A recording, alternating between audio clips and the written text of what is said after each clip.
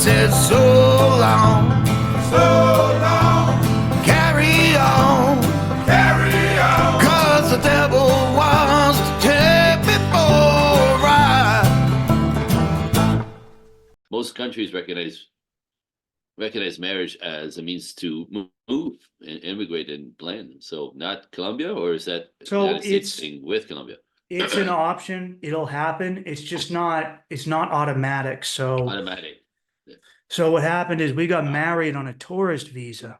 I didn't know that technically they can say to my wife, you misrepresented yourself. You said you wanted to Oh, be got a it. tourist, and in reality, you wanted to marry one of our citizens. And so that's a whole thing. Also, Got it. So send a flag, like, Yeah. this is, okay, got it. the other issue is that, so even if she's married to me, we have to go through a green card process. And if we're Yeah, in the yeah. United States, it'll take a year for her to get a green card. And in that time period, she can't work. Right, can't do anything. She can't do anything, can't even really go to school. Or we do it from here and she has to stay here and she can keep working, keep her job here, but it'll take 2 years. And I don't want to wait that long. It's hard enough. Like I have a good marriage, but it's hard enough doing a The back and forth. intercontinental. Yeah, back and forth, long distance, that's not much of a relationship. No, Yeesh. it's not. It's not. And we made it last this long. Like this is why I'm very I have so much faith in our relationship, is that we made this last throughout COVID, throughout all that nonsense. We've and our distance, we made it work, Beautiful. and because trust me, I had plenty of guys. I've had a lot of people try and what's the word? Dump their negativity onto Right, my forget this relationship. stuff, forget this Yeah. stuff, it's crazy, it's never gonna work, blah.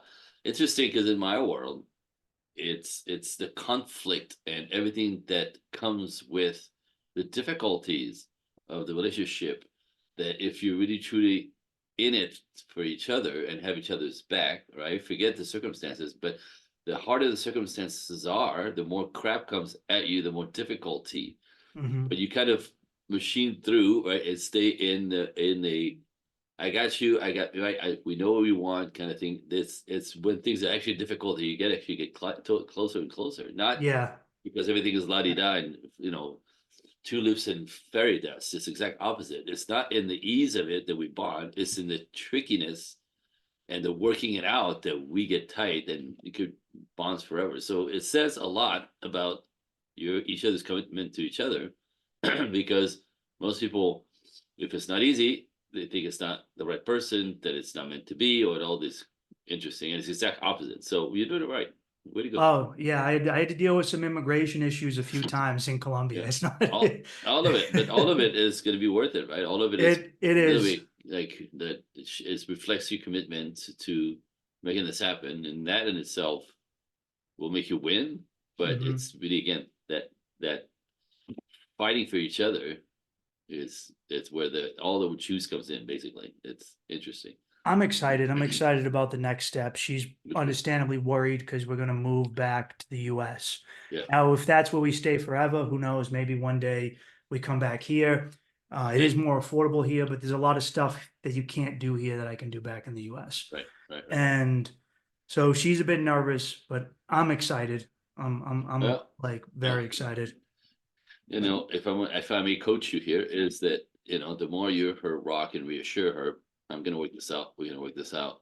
We don't know exactly how it's gonna turn out, but I got this. Right? You know what I mean? Like, just keeps us being the rock, and that calms her down. And fear is normal. The fear is, what's gonna happen, what if it never, what did that, and the female brain is wired for what ifs. Yeah. Like seriously. So and they get themselves kind of loopy, right? In that what ifs. And so my job, your job is to go, it'll be all right, one step at a time. I know where we're going. We're not gonna attack that, right? But that keeps their brains from because when they're over here in fear and anxiety, right? They're not fun to be with. Like there's No, right? Like, it's not. but so it's our job to like freaking ground them, I called it. And so sometimes you have to hold their face and go, stop. I got it. It's gonna be. It's not. I gotta work it out. It's just takes what it takes. but I'm not going anywhere. Stop. Oh, right. If you can just make her like exhale, right? And sometimes you'll see in her eyes. And might I see in her eyes like, Yeah. where'd she go? Oh shit. Okay, she's overwhelmed. All right, what's up? It's You know. Yeah, So you're right. It's that's what I've been doing with her is I explain, look, because she's gonna have to do a year of maybe she can go to school, we don't know, but she's worked forever. And I go, look, I'm gonna work. You can we're 2 blocks from the mm, beach. You sew, you can anything you've ever wanted to do, make an Etsy, sell your clothing, you do, I'm gonna take care of us. I'm taking nice, care of nice, it. nice, It's nice, okay.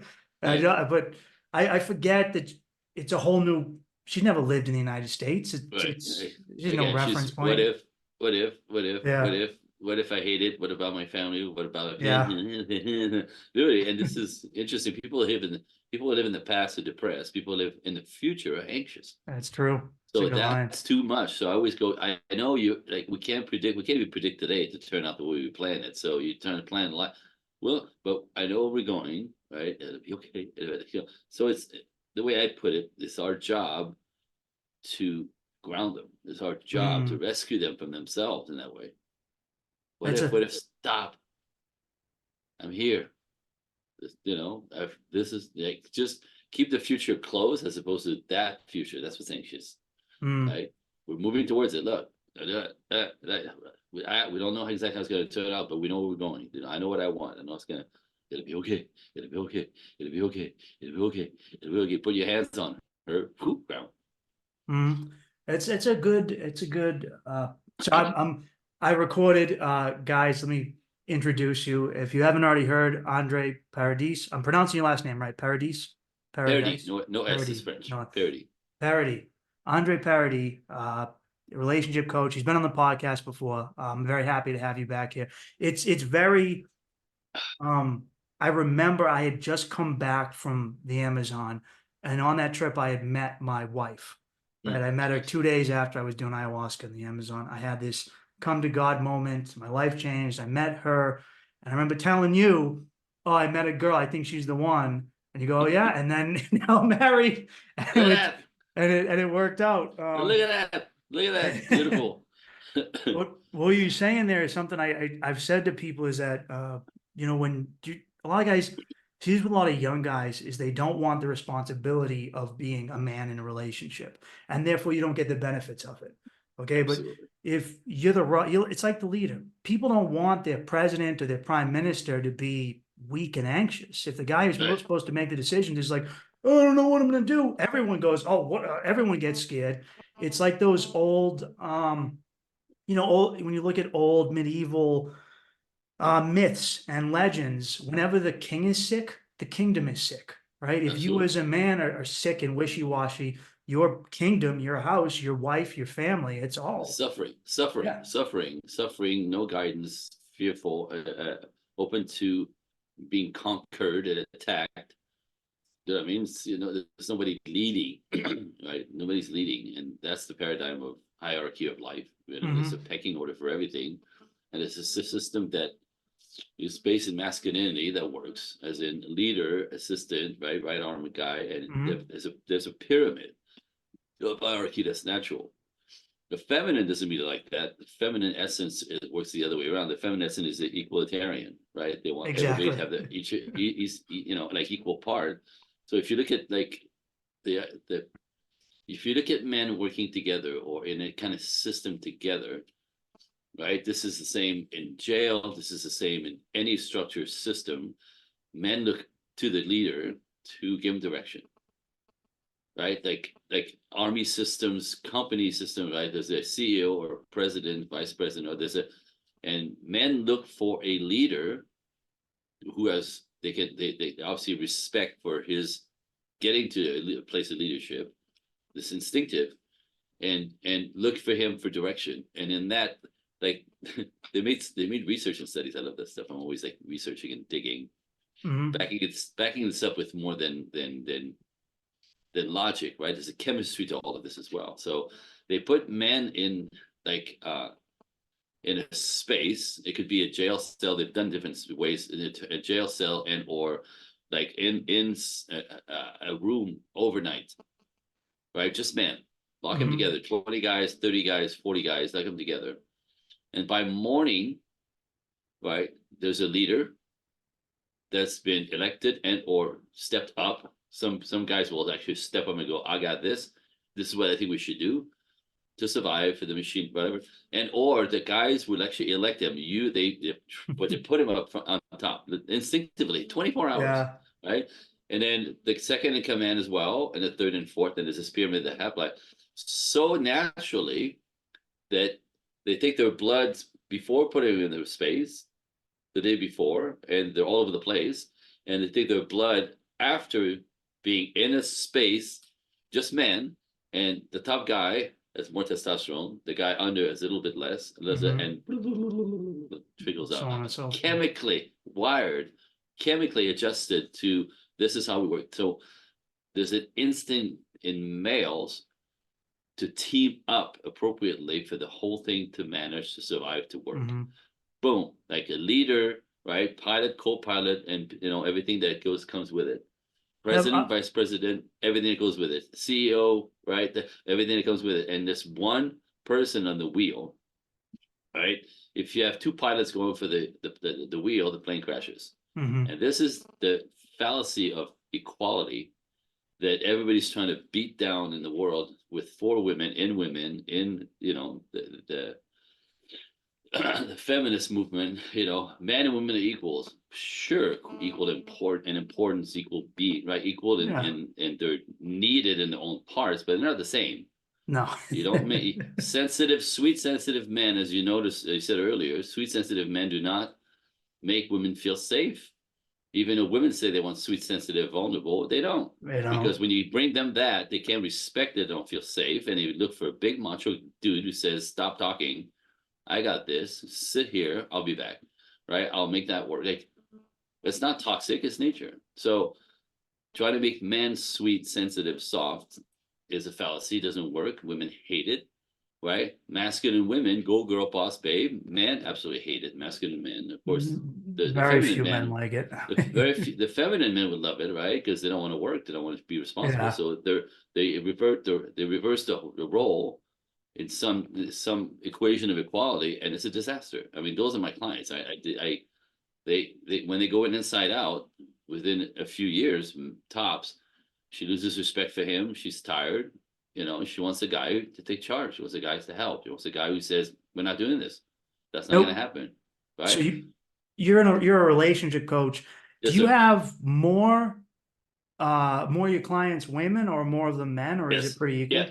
Yes. No. No. It's actually so. I have couples, right, who Mhm. like are struggling and they don't want to, fall prey to not knowing. Do you know what I mean? And they have something to fight for, but it's mostly women. Yeah. Because we raise our women to be masculine. We don't raise women in America to be women. We raise them to be men with vaginas. Go girl, boss babe, don't need no man, get yourself saved up and get to school and get educated and make your own money. And then maybe later on, it'd be nice to have a little companionship, except every one of my clients over the age, they all hit the wall-ish over the age of 35. They Mm. spend their youth being productive, getting ahead financially, right? That's how they're taught. They're raised that way. Like, like do this first in order for you to feel safe. It's a false sense of safety. Women don't feel safe and are not happy making money. They're just not. Now, again, the statistics, not my opinion. I could throw you a statistic to, to your, till my hair falls out. Like, it's just, women are the most unhappy now in this age, the past 20 years or so, that have ever been in the entire recorded history of mankind. Unhappier than their mothers, their grandmothers, who were oppressed under the patriarchy because they're lost, right? They live inside out, they live like men. And what happened is men, natural males, again, everything I teach is nature and science, anthropology, and the chemistry of our bodies, right? It's all nature. It's not my opinion. And I'm not a moralist either. So when we talk about sex, there's a whole system in place that is also very built in nature. So, but, masculine men do not like masculine women, and in our culture, every woman is raised to be masculine. Yeah, Man can't get in groove with that, and women say, "Oh, like they're intimidated by me." No, no, you're actually disrespectful to his masculine. You trying to lead him. You trying to, have your way. You don't want to take his shit. That's all ridiculously backwards. At work, fine, but women who are raised that way, who work that way, typically just don't know the difference between being productive, being masculine, because you have to be for production, for work, but they step in life with a relationship at all times being masculine. My own sister, absolutely freaking ridiculous. Beautiful girl, beautiful girl, beautiful girl, right? And she has money because boss babe, but she opens her mouth and the tension that she creates in the space. She squeezes your hands like she's trying to break it. She's so really. she's so She grew ridiculous. up. She grew up in Quebec, like you. She was in Yeah. Quebec. My dad was rather chauvinistic. She was the only girl, and my dad is in his 50s, 40s type of way of thinking, was chauvinistic. He would say shit like, if the car was parked a little bit crooked, he goes, it's not a man who parked that car. Like, well, he would throw shit like this at the end. Like, we thought it was funny, but for her, it was very, very offensive. Yeah. And basically, there's four boys in my family. My sister's in the middle of all the four of us, and she decided to be a boss babe because she was going to show my dad that women are valuable. Yeah. So she'd step into that, trying to prove something to him, but it literally just killed her, because women are not made genetically, they're not made for a life of competition, to the point where their bodies will fail, because now we have all the data coming back, right? When women are masculine, they live off adrenaline because they don't have the testosterone to be competitive, to push, to do career like men, to do 80-hour weeks. They can't. They're not built for that. No, They're built to make it's too much babies, right? stress. Right. So what happens? They literally get sick, cancers, body falls apart. And again, bunch of data on this. It's not sexy. My assistant is a young woman, and she's like, I don't like this. That's not fair. I'm like, well, then blame God, right? That's like it's that's not. not. It's not us. It's I'm nature. just reporting. I'm just Yeah. reporting. So you want to bet a boss babe, eventually you're going to be miserable. You're not going to be happy. Money doesn't make women happy. Business doesn't make women happy. Connection, family, like relationships. Women are happy when the quality of the relationships in around them are working. And you love relationships is the most telling, But for both men and women. But in the end, you know what I mean? Like, when you're in your masculine, thinking you bought into the culture's crap of equality and protect yourself first, you irritate men, you attract boys, and then women complain that men don't step up, men don't show up, men just want to have sex. Well, that's what you're offering. You're not offering mother, Yeah. you're not offering wife energy, you're not offering support the way men need to feel supported, to conquer the world. You don't want to cook, you don't want to clean, you don't want to do that. Okay, well, there you are. Men will step away from that because they're looking for the support. Mm. I Yeah. grew up Whew. in New England, which is a similar environment to Quebec. It's Very North much. America, Northeastern, very masculine men. These were guys who worked in factories. They're Yep. sailors. They're loggers. Out taming the land. And I think that a lot of them didn't really know how to raise daughters, and their mothers didn't, because I've watched guys I've known raise very masculine women, and then I Yep. spend the rest of my time here in Colombia, and the women here are very feminine. It's a much more traditional environment, Yep. and women here also, they don't downplay a woman's role in a marriage or relationship. We go, you do woman stuff, I do man stuff, but Yep. each one is great. I need this one, yin and yang. We need both of them. And I watch a lot of guys I know back at home around Boston in New England who raise their little girls like, I'm going to raise my daughter so that she don't need no man, so that she can fix her car and she can change tires. And I'm like, it's not, Dumbass. no, that's not Dumbass. how, you're Dumbass. raising a boy. That's absolutely. But I mean, it's interesting because in my research, because that's all I do, I find that these men, instead of cherishing their daughters, right? I see this all the time. There was a public school, this public pool here that we go to once in a while. This is enormous, away from my pool. But I watched men, with their 3-year-old daughter, put him on the diving board, and come on, come on, come on, come on, come on, come on. Right? She's scared. and he's going to force her to be brave. That's how you raise a boy, not a girl. Yeah. Right. And what happened is you send a signal to women. And again, this is all my clients who are masculine. When you raise her to be masculine, you're basically signaling to her entire life that unless she's productive, unless she's brave, unless she's tough, she's not worthy of being cherished by her father. Her first love affair. And these women are all my clients, right? They're manly as hell because they were raised to be competitive, to push, to be like raised like a dude. Now, Yeah.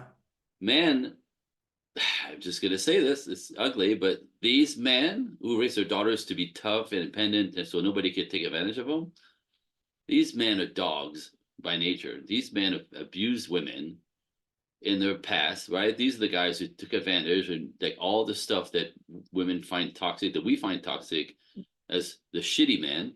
These are the guys when they get a daughter, they know what they did, and they're trying to make sure that nobody's going to take advantage of her like he did. So it's a hell of a mirror, and I think it's really really ugly. And I agree with that completely. it's very telling. It's very telling, right? It's very very telling. So you don't raise a girl the way you raise a boy.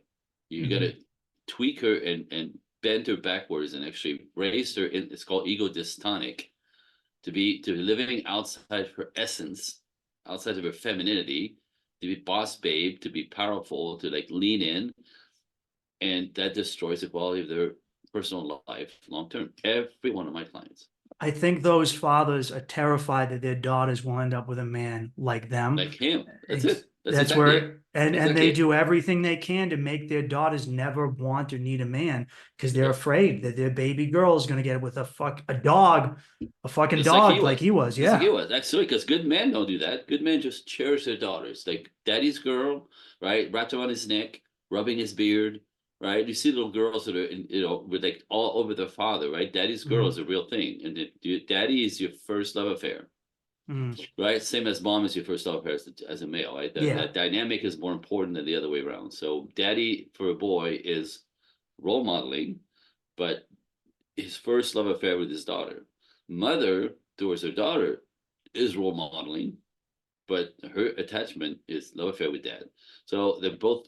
So when we flip that around, the disaster what it creates in these young kid, the belief that when they're raised ego dystonic, these are all of my clients. The men that are feminized because they didn't have a father and or they role model after mom because there was no dad to role model him into appropriate masculinity, and she trains him and teaches him to be sweet, sensitive, vulnerable, play with come from his feelings, right? These guys, and we hate them, women hate them, like, and it's not their fault, right? It's not, it's not a role model. It's same with masculine women. It's like either dad raised them to be masculine or there's no dad, so mom becomes mama bear, she's masculine as hell, and then roles model after this thinking that's how we do.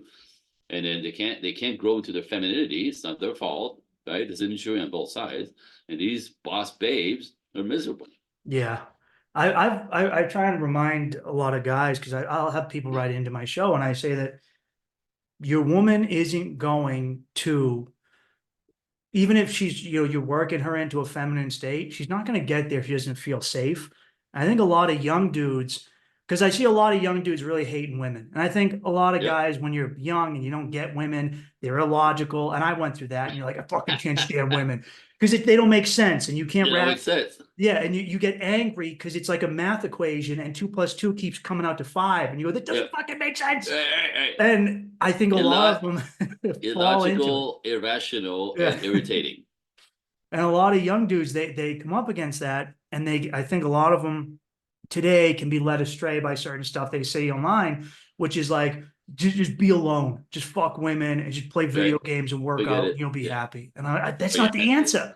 Yeah, that's a formula for disaster, dumbass, right? Like, but it's not understanding the nature of women. But again, what's out there, I call it the tidal wave of crap in the culture, right? It's sweet sensitive for a guy, doesn't work. Women hate it. You know what I mean? Don't lean in. Women hate that, right? Like respect her. That's respect is for the masculine, right? She needs to be cherished. She needs to feel safe, right? So she can't feel safe unless you have your shit together, right? Women, again, there's a lot of data on this. It's not me. That women still to this day, because it's instinct, it's nature, want to be led by men. They want to be led. However, they can't follow you if you don't know where you're going. And Yeah. that's that simple. So young men are kind of like, whatever, I'm just gonna, come around and maybe we'll hang out. They don't date, right? They hang out now. They don't date, right? They don't make It's plans. true. They don't make True. plans. They don't pick her up. They hang out. We want to come and hang out. They're trying to get her drunk to get some, but they're not stepping up. They're not being men. They're raised that that's toxic. Really? And watch what the women do. They're frustrated as hell. Where are the guys? And men complain the same thing. Where are all the women? They're all butch. Well, yeah, we flipped the script, and we call it the new normal, and it's supposed to be liberating, and everybody's going to be happier. It's the exact opposite. It's a freaking disaster. Yeah, I can attest to be traveling that I back home. I can't tell like I beside comedy and podcasts in order to pay the bills, I work a construction job and I work with I get on a job site. Every fucking guy, all the guys. Oh, I haven't had a blow job in 8 years. Like this is every guy. I go, what's Yep. going on? I don't. What is going Yep. on in your marriage?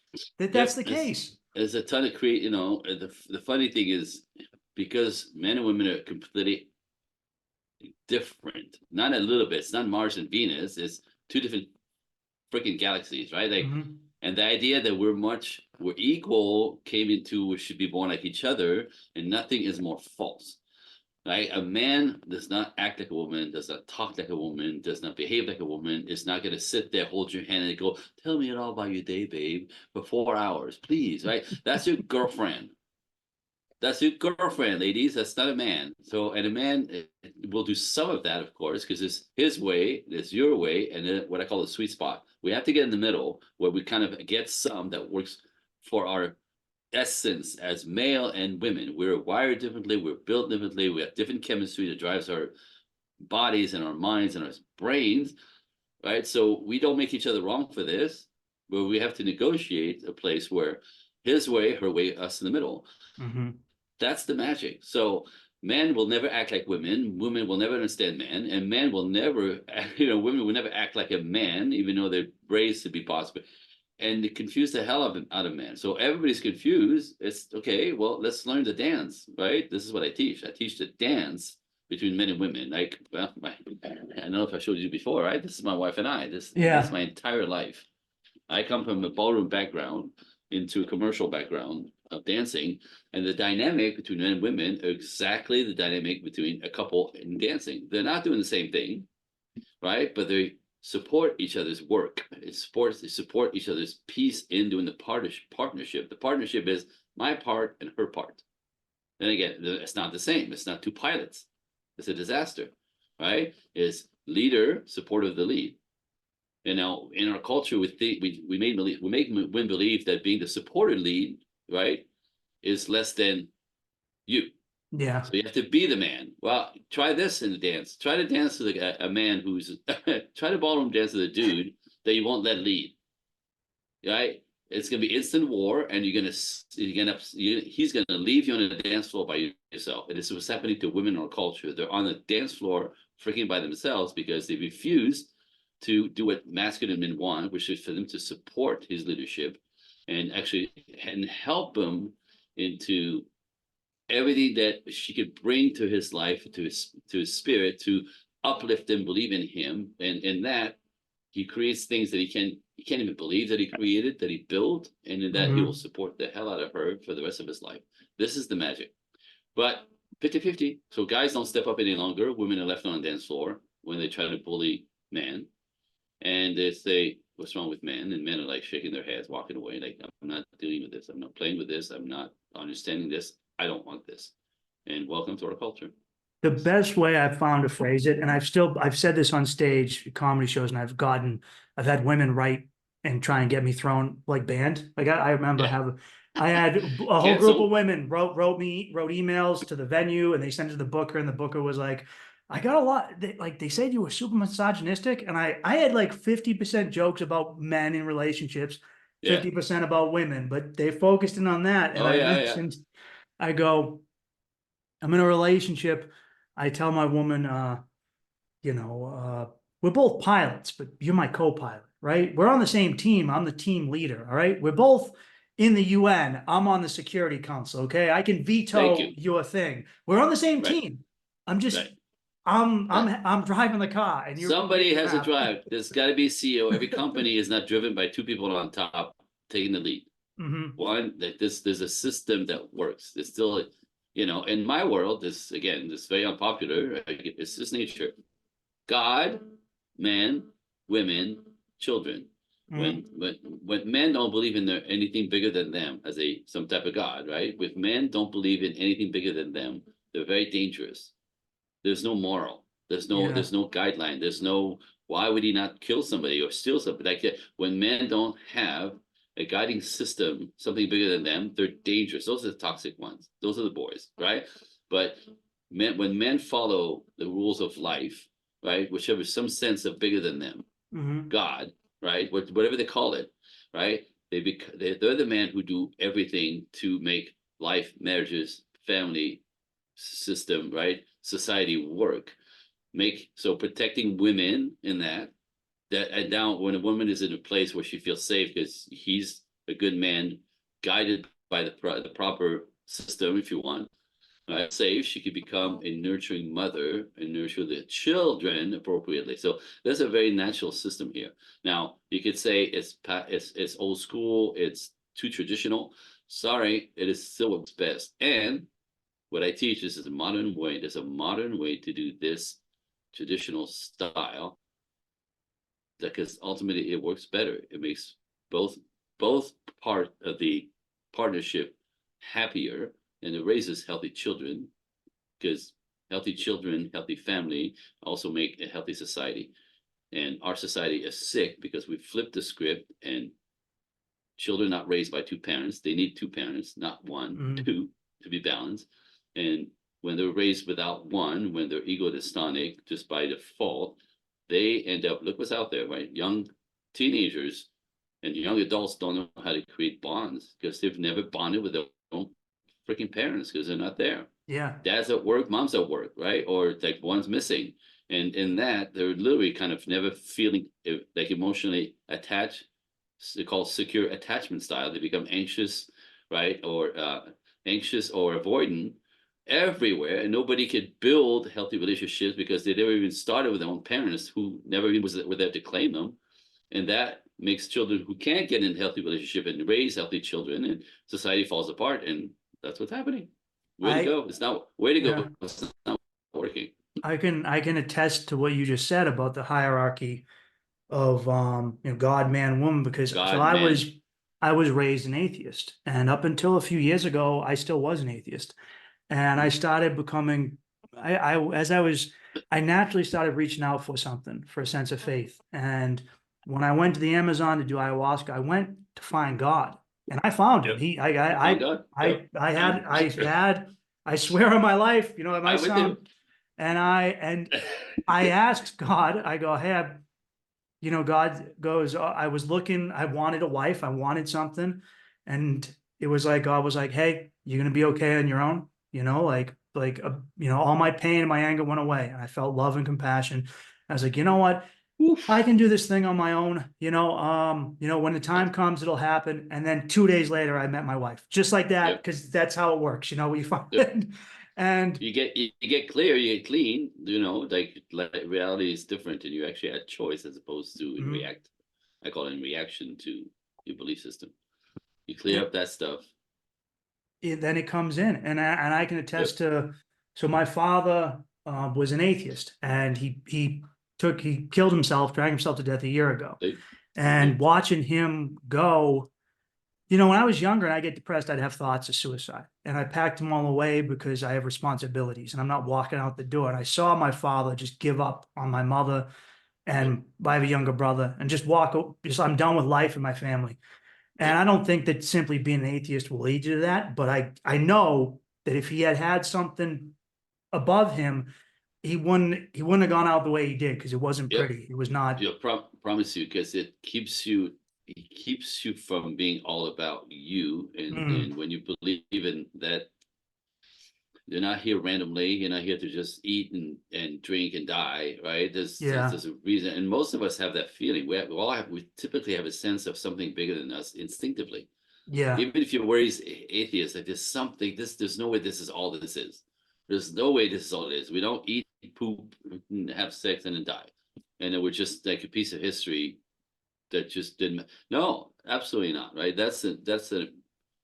So most of us have that little spark, like, yeah, there's something, there's a pull of something out there, Hmm. right? But if you don't, if we look at the kind of life, there's nothing. Again, men who don't believe in greater than themselves are very dangerous. These are Hmm. dangerous, toxic humans because there's no repercussion No, in what they believe. So narcissistic, nasty, thief. There's nothing to stop them. There's not, and destroys the whole freaking system. well, what Unnatural. I found was that I I stopped doing bad things simply to me as well. Cause I was like, oh, I don't sin against other people, but I fucking sure as hell sinned against myself. Oh, for I sure. wasn't doing the best I could. I was like, dude, stop watching porn, stop, don't be lazy, don't do this. And when I started feeling like I owed something up the ladder, I stopped. The more I got, whatever people pick, I'm all good with that. My wife and I are Yeah, Catholic, yeah, and brought her to the church for Ash Wednesday. And I go, no, this is important for me, and I'd like you to come. And she was happy to come because yep, it yep. mattered to me, you know? Right, right. And again, the more you line up with, this is just nature again, right? Men cannot get self-respect or respect from either men or women out in the world if you're a loser. Mhm. It doesn't work that way. And even if you decide to be a loser, like your life's not worth it, you don't want to discipline yourself. You're just gonna like kind of skate by, do as little as possible, right? Those, these guys, they're out there everywhere, right? They're losers. Yeah. They have no sense of self. They have no self of. They have no character. They didn't build their character, which means they have no confidence. They're soft. They're noodly, right? They're wishy washy. They're passive aggressive. Everyone hates them. Everyone Mhm. hates them, right? Because there's his essence has not been developed. He's just a waste of air. Do you know what I mean? So even as a human, like these are the guys who jump off buildings and just check out because Yeah. they know they're losers, and there's their essence, their own essence is not being developed. So for men, what actually makes men feel like men, you just said it, right? You set your goal on something that's difficult to do, something that you want to conquer, something you want to build. You discipline yourself. It's not easy. That is the point. The harder it is to achieve, the more satisfaction you get, the more your character gets challenged and built, which Mhm. builds your confidence, builds your mojo, and typically money comes with that, Yeah. right? Because you're going for something that matters. So you want to leave a legacy of some kind. The fact that you were here, that you made a difference in the world, that's all instinct for men.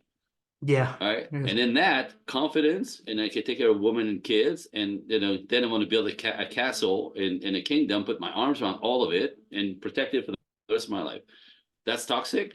That's weird. That's beautiful. That's nature Yeah, again. it's beautiful. So if you don't do that and you don't actually step up, right? And I say grab your balls with one hand and start pushing with the other hand and step into your fear, step into everything you're afraid of, step into this is how you build yourself. And like I said, when you create something, when you're relevant in the world in some ways, it doesn't matter what, right? It could be save the dogs, right? Or it could be build a company or build a family. Like it doesn't matter, but Mhm. something that is challenging.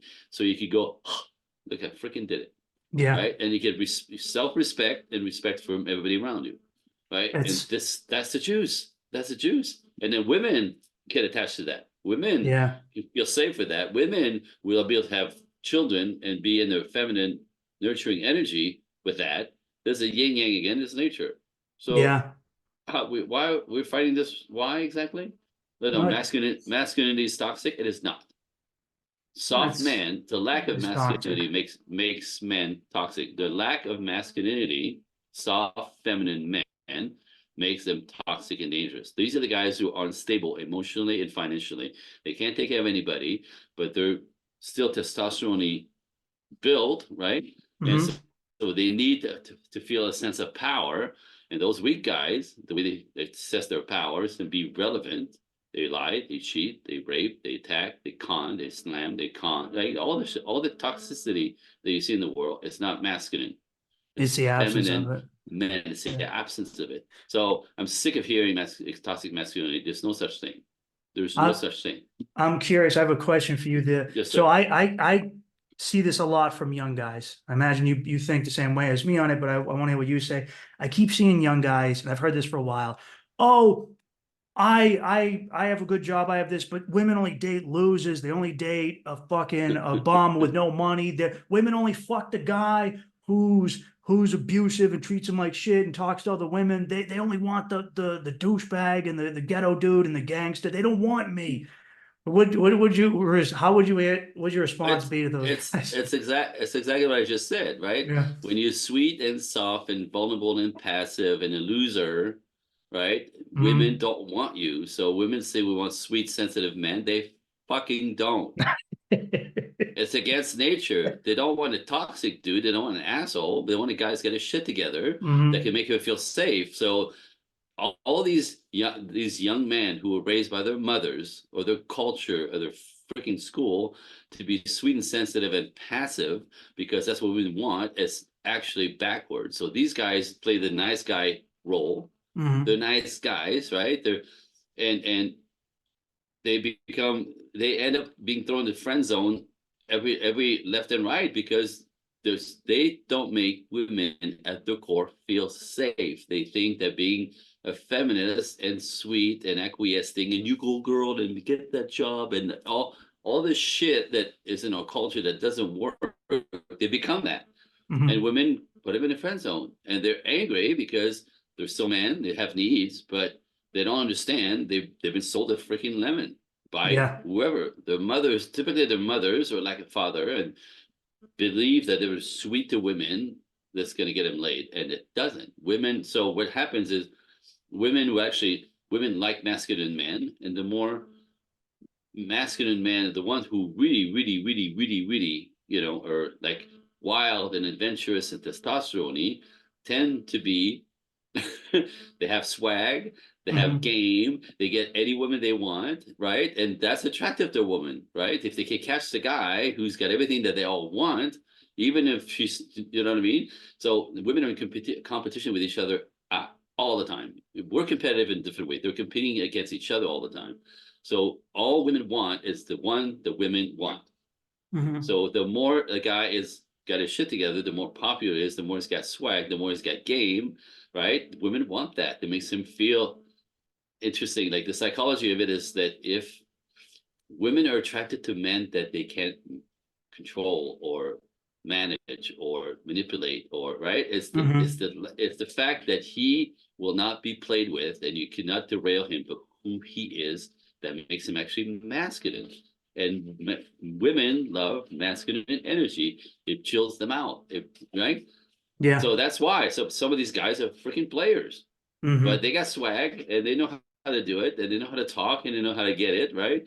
And women are like, well, maybe he's just gonna, if I'm better than any other girl, he'll pick me. No, they don't pick anybody, right? So that's the insanity of the game. Mhm. So everybody wants the player, everybody wants the exciting man, everybody wants the adventurous man, everybody wants the man they can't control. I get it, that's nature again, right?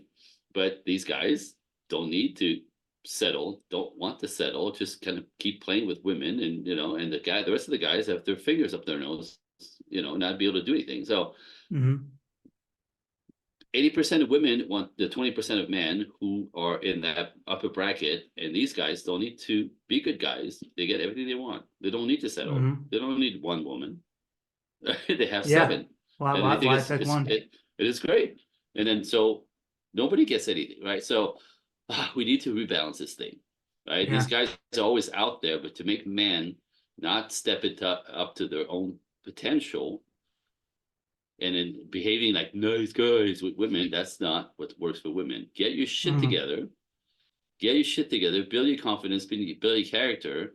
And you could be 6 foot, 5'6", and a little pot belly in the ball spot, and some woman's gonna go, "Whew, this guy's got his shit together." You're gonna Yeah. get sexy just by By that. handling life. So Yeah. forget six pack. Forget swag. Forget that. It's like, get this.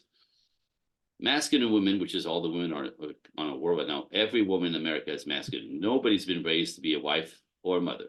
Just boss babe, right? So when a woman is a masculine, she picks men like men pick women. Masculine. So what I mean by that is masculine men pick women with their eyes.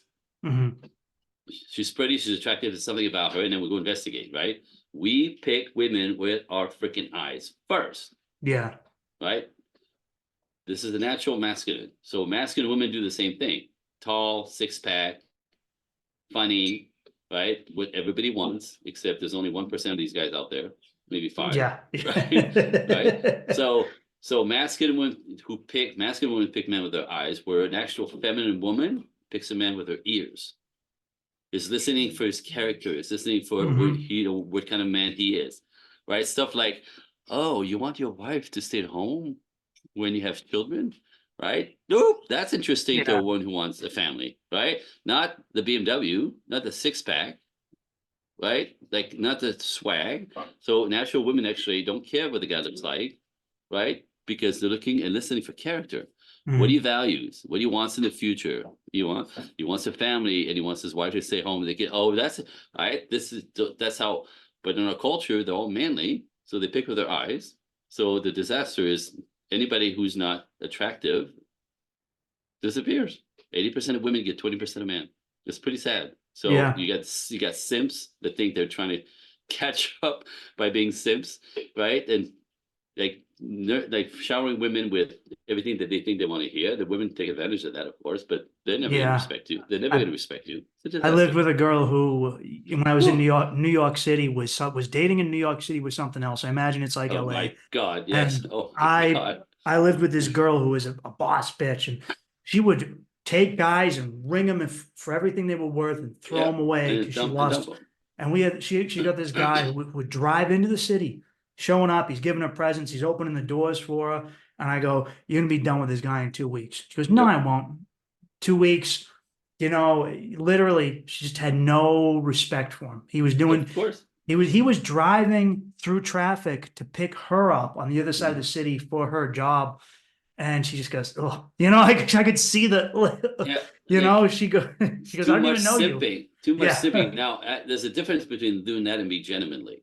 Yes, there is. That's where's the fine line is blurred now, right? Women have said stuff to me like, first date on the guy, he was recommended or blah, blah, blah through a friend, right? The websites don't work. So I'm just going to say that. I'm going to say it again. Ladies, get off the freaking websites that don't work. Men are not on website. Boys are. And you're setting yourself up for disaster. Just say. So do whatever you want. It's ridiculous. Again, data. So women say stuff like when they get on the first date with a man who they found their friend, whatever, right? And she shows up with flowers. You'll find that disgusting. Now, why?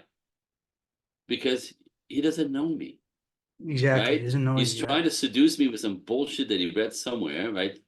Flowers or candy or some shit. Like, they find that really odd. And I get it, right? But for some guys who've been raised to be simps, you know what I mean? They kind of overdo it. Now, it's very different when you've dated a girl for 3 or 4 times, to show up with a flower.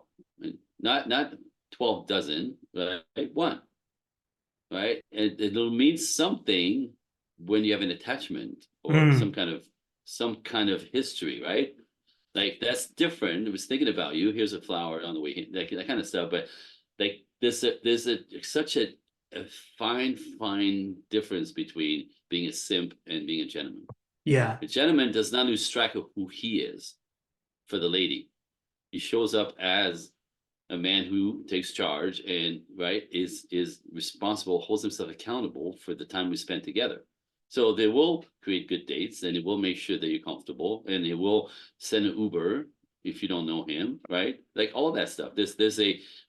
But there's a fine line between overdoing it, because women actually think it's weird.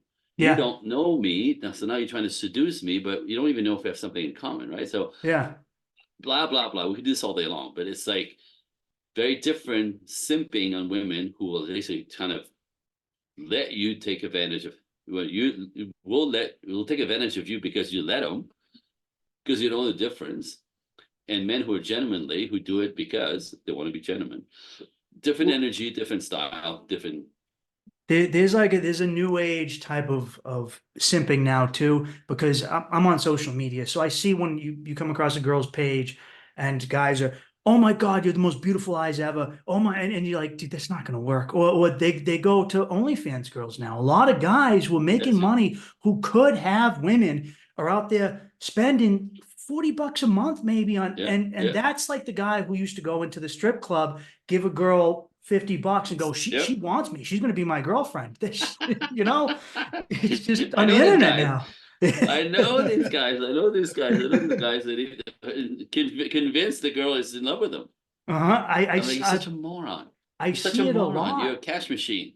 I know, but like I said, there's such a need for men to be around femininity, Mm. and strippers, just like OnlyFans girls, they play it really good. It's very easy to just, you're so handsome and you're such my big man, right? It's seriously, you could It the works. It same way works. that the same way players will say to a girl, a woman, and anything that she wants to hear, like to appease all her teenage fantasies of the hero and the prince and the, you know what I mean, like just like you could, all the players know how to do this. They know exactly what to say to get a girl out of her pants in a minute, because they Yeah. say everything she wants to hear. And well, strippers and OnlyFans do the same thing. They play all sweet and go and they play with their hair. And you're such a big man, and thank you so much for coming over. Like it's just, I'll take care of you, baby. Right? Give Mm. me another $50 for a lap dance, something, and they fall for it. It's Yeah. pathetic. But again, there's this kind of men is such in need of this feminine sweetness, right?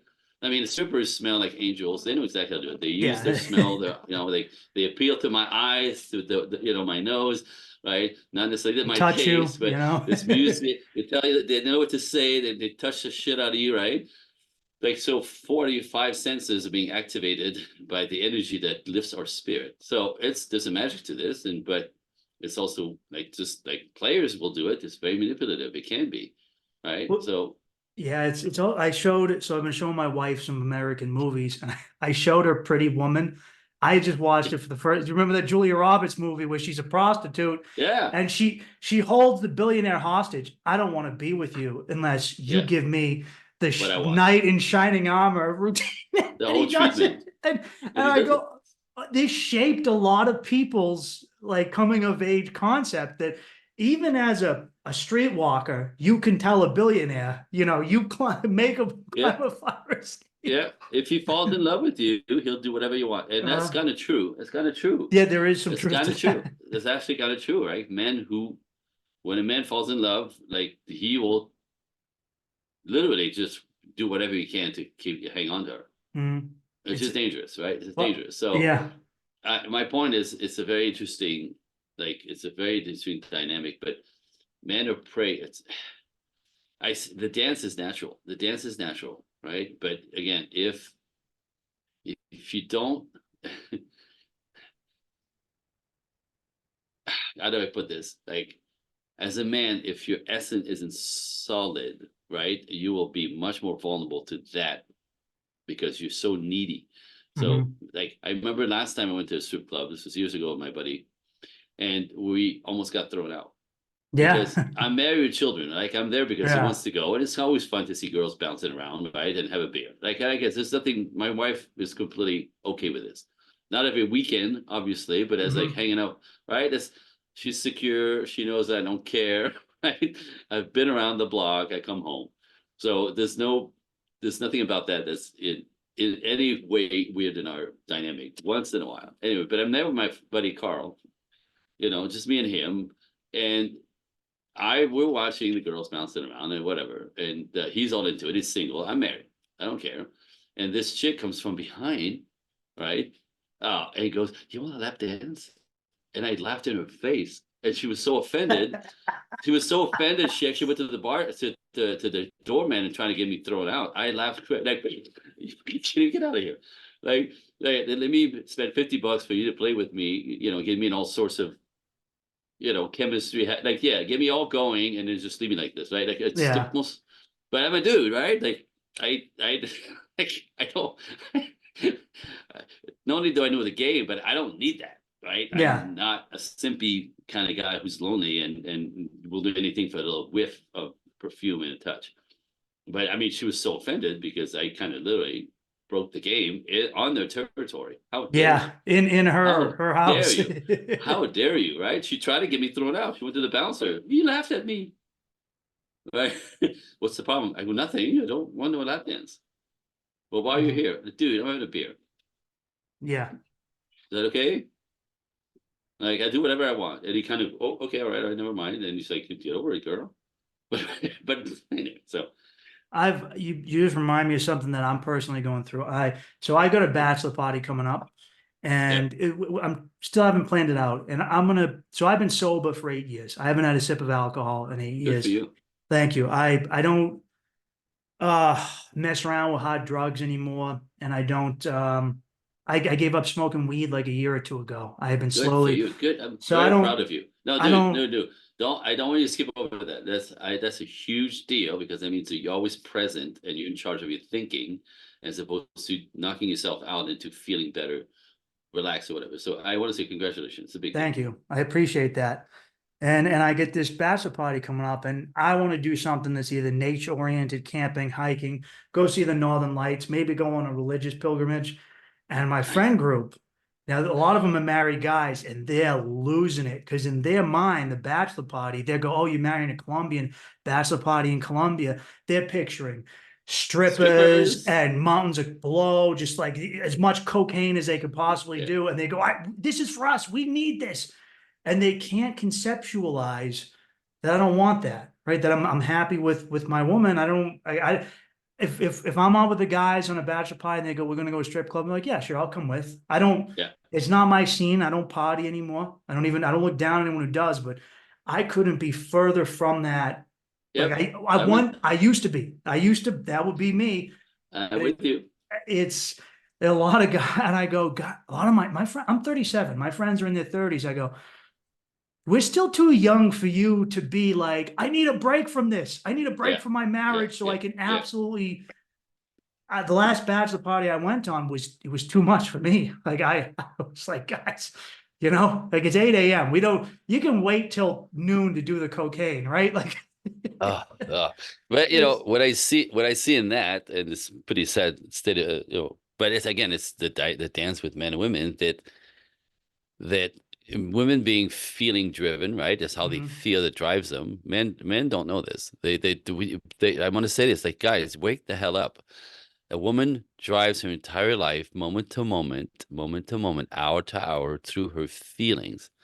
And her feelings will change depending on what comes at her. They're externally motivated, so the outside world coming at them changes how they feel, moment to moment. Just like the weather on the East Coast, right? It'll change throughout the day. Sometimes it's your fault, sometimes it's not. They're driven through their feelings. So in a relationship, how she feels about you, how she feels that you are like connected to her, that if she feels you taking it for granted, if she feels that you're not talk to her enough, so she feels disconnected, which makes her feel unsafe, right? And feelings about you starts moving forward into, I don't really think he cares about me. I'm not sure how much he loves me. He doesn't talk to me. He doesn't check, right? All this stuff they instinctively need that we don't. And by the time we get to marry them, we kind of take that for, well, like we don't continue dating our wives because I married her. What do you mean? What else do you want? Yeah. That's the dynamic. That's the role. This is how the relationship model for men. If you're my buddy, right? You're my guy. I don't need to call you for your birthday. I don't need to text you going, how's your day going? I don't need Yeah. to like check on you once a week, twice a week. I don't need to do this. Mm-hmm. My buddy from high school, 30 years ago, at one point, we didn't see each other for 15 years. I flew back home and we get together. It's like high school. Just like Call it, right? yesterday. Now, he didn't say happy birthday last year and no Merry Christmas. And I haven't talked to him in 15 years. And, what's that about? Like, we don't fall off. Like, so our relationship model for men on men, requires zero maintenance. No, that's good. That's a If you're good my point. boy, you're my boy for life. And we get together and no time has gone by. For the women, femininity requires maintenance in order for the relationship to stay. So women check on each other, women talk to each other, women call each other, women text, women, right? And there's also always aware of keeping the connection, because if we stop connecting, we fall apart. The relationship slips Mhm. away. So when a woman ignores a woman for 2, 3 years, there's no relationship. They're gone. My friend is gone. For us, it doesn't work that way. Anyway, so what, in that little misunderstanding of relationship maintenance model, when men go, I marry, what the hell does she want? I married her. I come home every night. I work for her. I work that all I do is for the family. But he's not talking to her. He's not sharing his day with her, Yeah. right? She starts feeling taken for granted because he comes home and he eats and he burps and he watches TV, and right, he's like, the attention that he used to put on her kind of seems to fade away. And it does It if you don't does. It pay does. attention, because you don't pay attention, right? Because again, I married her. Like, what else? I don't think he really loves me. I hear this all the time. And the guys lose their mind. They lose their minds. What do you mean? I come home every night. I go to work. Do you think I do this for me? Like, they lose their freaking minds, Uh, but they don't understand the disconnect that happens. So what happened with this, again, just back to the story of your friends and the strippers, or having to trying to have a little bit of fun, is that when women aren't happy with us, they cut us off. yeah. They cut us off. So their currency is sexuality. So when women aren't happy with their man, they're not going to make him happy in bed, in the bedroom. So they start cutting him off because she doesn't feel good about him. So he doesn't deserve anything. And that's the beginning of the end. So within a few years, this could go straight to hell, not understanding. This is the stuff I teach, by the way, like teaching men about what women instinctively need, so that never happens, and vice versa. Like, it's not that hard. We just don't know, because everybody's saying we're equals. We're not. If nothing. So in that, right? So this is when things fall apart, because men are starving for sexual attention, starving to feel alive, because that's what it does to us. It brings us to life. It makes us like feel like man. It feels right. Yeah. It's the dopamine created in that is through the roof. The connection, the fun, the excitement, right? That, and cocaine is the same thing, just in a powder form. So Mhm. these freaking guys are dying to feel alive, and Yeah. that's what that is. Now, you and I don't need that, right? But And it's not fun for like I me. said, You the know. dynamic for them has changed so much that they really are starving. And this is why they end up compromising themselves and sniffing outside the relationship, because she will not. That's the currency for women. If they don't feel good about you, or not happy, or don't feel safe, or feel you're taking her for granted and she feels taken advantage of, the first thing that goes is that. I see that a But lot back home with sad. what you said is very profound. I see that you described every guy on my job site, and Don't. I work. She knows what you know how many hours I put in, and blah. And my father was just like that too. You know how many Yep. blah blah blah. And it's like, this She is your doesn't respect job. me. You chose this. Number one. Number two, put in. Your wife isn't your buddy, your pal, your bro. You know, she's your wife. That, She can be your right. friend, but she's your wife. Yeah, and like I said, men just and like this is the first thing they go to. This is just the way we see relationship model. I don't need to do anything with my boys. I don't need to make the effort. I don't need to talk to him. I don't need to, right? And again, women want, men will say this with a sense of like, what the hell's wrong with her, right? My favorite, that women want to kill them when it says, I come home every night. And she's like, "Oh my God, this is you go to. This is the thing that Yeah. you know what I mean." Like, but in a man's brain, though, I committed to you, and I could go Yeah, anywhere else, but I come home to you. Like, that's, I mean, it's a man's action that really shows his intention and his feeling, exactly. Yeah. right? So his action. Women want the words. We don't use words. We use action. So again, another disconnect, right? So I say this very, very simple. Are you ready? This should help you as well, because you're going to get into a bit of that routine because it's natural. Yeah. Yeah. But you want, again, your way, her way, the sweet spot in the middle. We have to Hmm. get each other what works. Like, you can't do it all her way. It's never gonna be. It's Hmm. not natural. It won't happen. Ladies, give it up. It's never gonna act like a girl, like your girlfriend. And men, forget the fact that she talks too much and she should get to the point, and she takes everything personally, and she should not let. That's a girl. Hmm. Accept it, right? So now know what works to be a rock and to bring her to safety, right? Man up. So all that to say, it's it's really understanding the flip side, and it's instinct. It's really understanding Yeah. the basis of our own uh, reality as a men and women, not the same, completely different. And in that space, you want to learn what that is. Woman needs conversation. Woman needs connection. If you connect with her, whatever that is, connect with her, make her feel seen and heard, that you care, right? So the very strict minimum that I teach my clients, again, it'll happen to you, is in order to really hold it together, even when life gets busy and crazy and we're both like, spinning like crazy because life is like this, all you need to schedule or make happen once a week is 90 minutes together, Yeah. an hour and a half. For me and my wife, we were dancers. So this is how we met and this is how we connect. On Sundays is our date day, right? So we go take a private dance class because this is how we connect. And then we go and pig out. This is what we do, our cheat meal of the week. Hmm. And so face to face, looking at each other's eyeballs. How's the week? What's happening? What's going on? Things with the kids. And we reconnect. Just me and her, no distraction, right? But we've been dancing together, and now we have lunch together, our cheat meal. This is like our routine. This is essential. And again, the data, it's not my opinion again. The data is minimum of 90 minutes a week with your partner to check in. How are we doing? What's going on? How was this week for you? Right? Da, da, da, da, da, da. That makes a woman feel connected, and that actually brings her into your world as well, because Hmm. it's easy to just, right? Yeah, you get caught There's up in things to do, yeah. right? I So, find like I said, myself, that's yeah. normal. Absolutely, that's normal. Be aware of it. You have to keep dating your wife I check if in you don't on want to my turn to your friends. Yeah, exact. I an check hour in and a on my half. maintenance because sometimes so where my wife as a woman doesn't want to make decisions. That's my job. I make There you go. decisions. All right. Thank you. And I'm very lucky when I met her. I go, hey, look, if we date, it's going to be 60-40. I'm going to have more power than you. And eventually I'll take it down to 70-30. And then, 75, 25, and, 75, 25. and I said, over time, Sorry. I'll get it in the sweet spot. And she goes, okay.